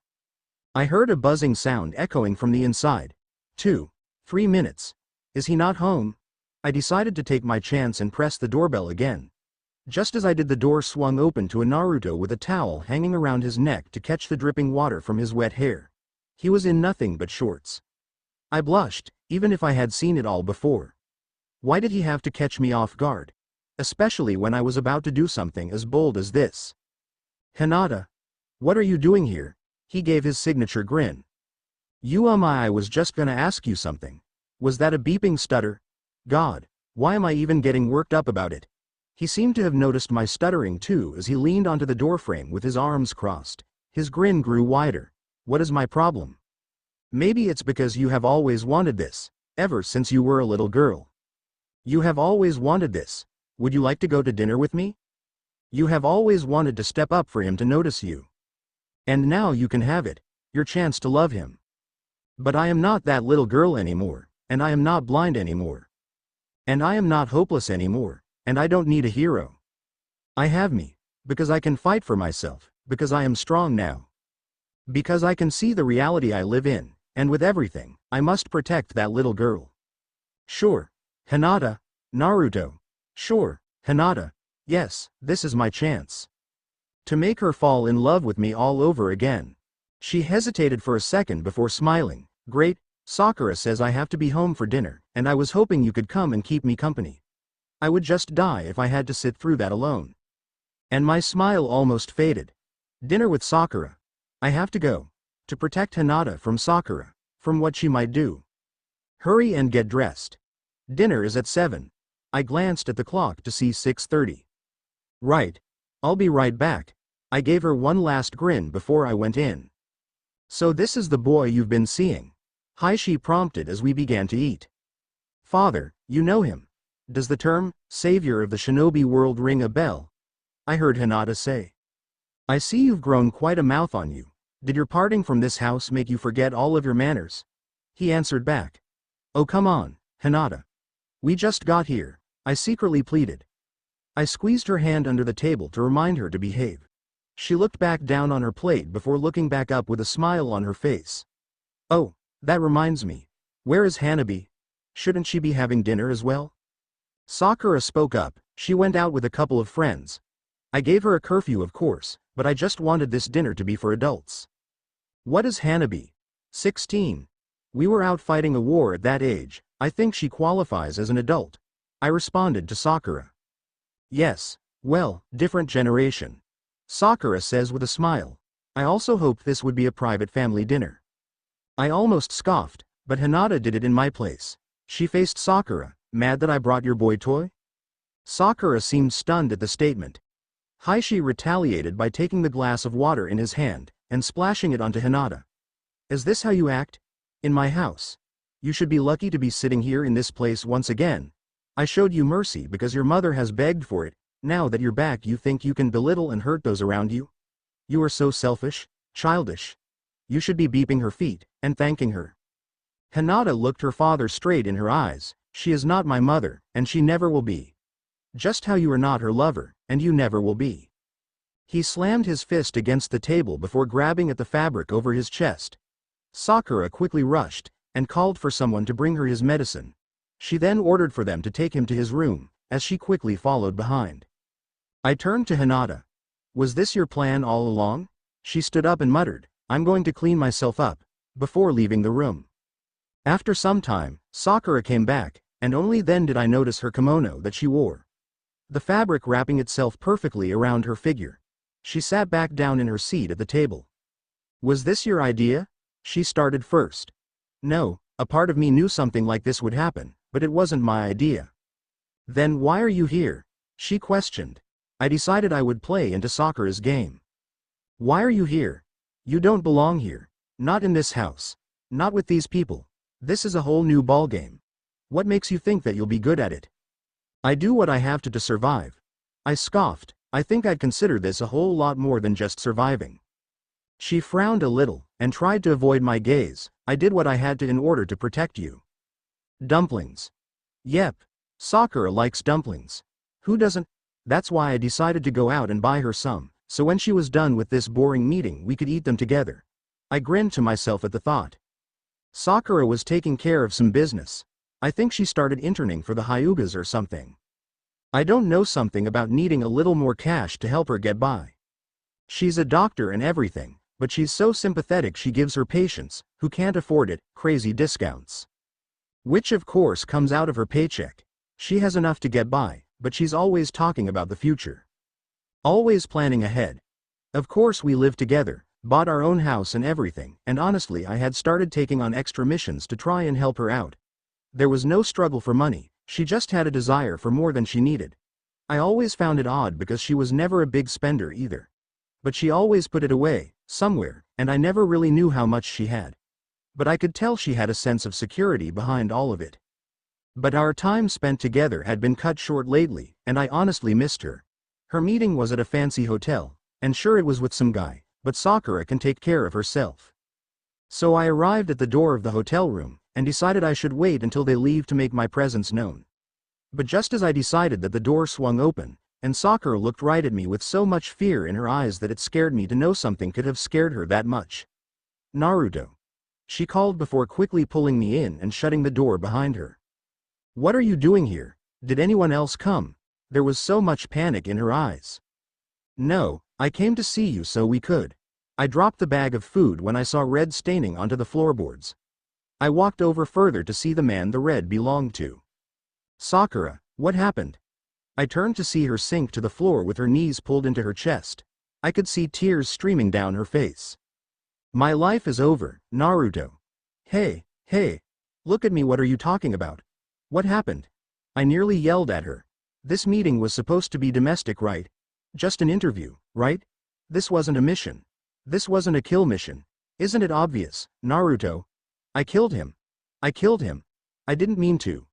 I was just trying to protect myself. He was trying to hurt me. What happened? Sakura, tell me what happened. To be continued, and thank you for watching.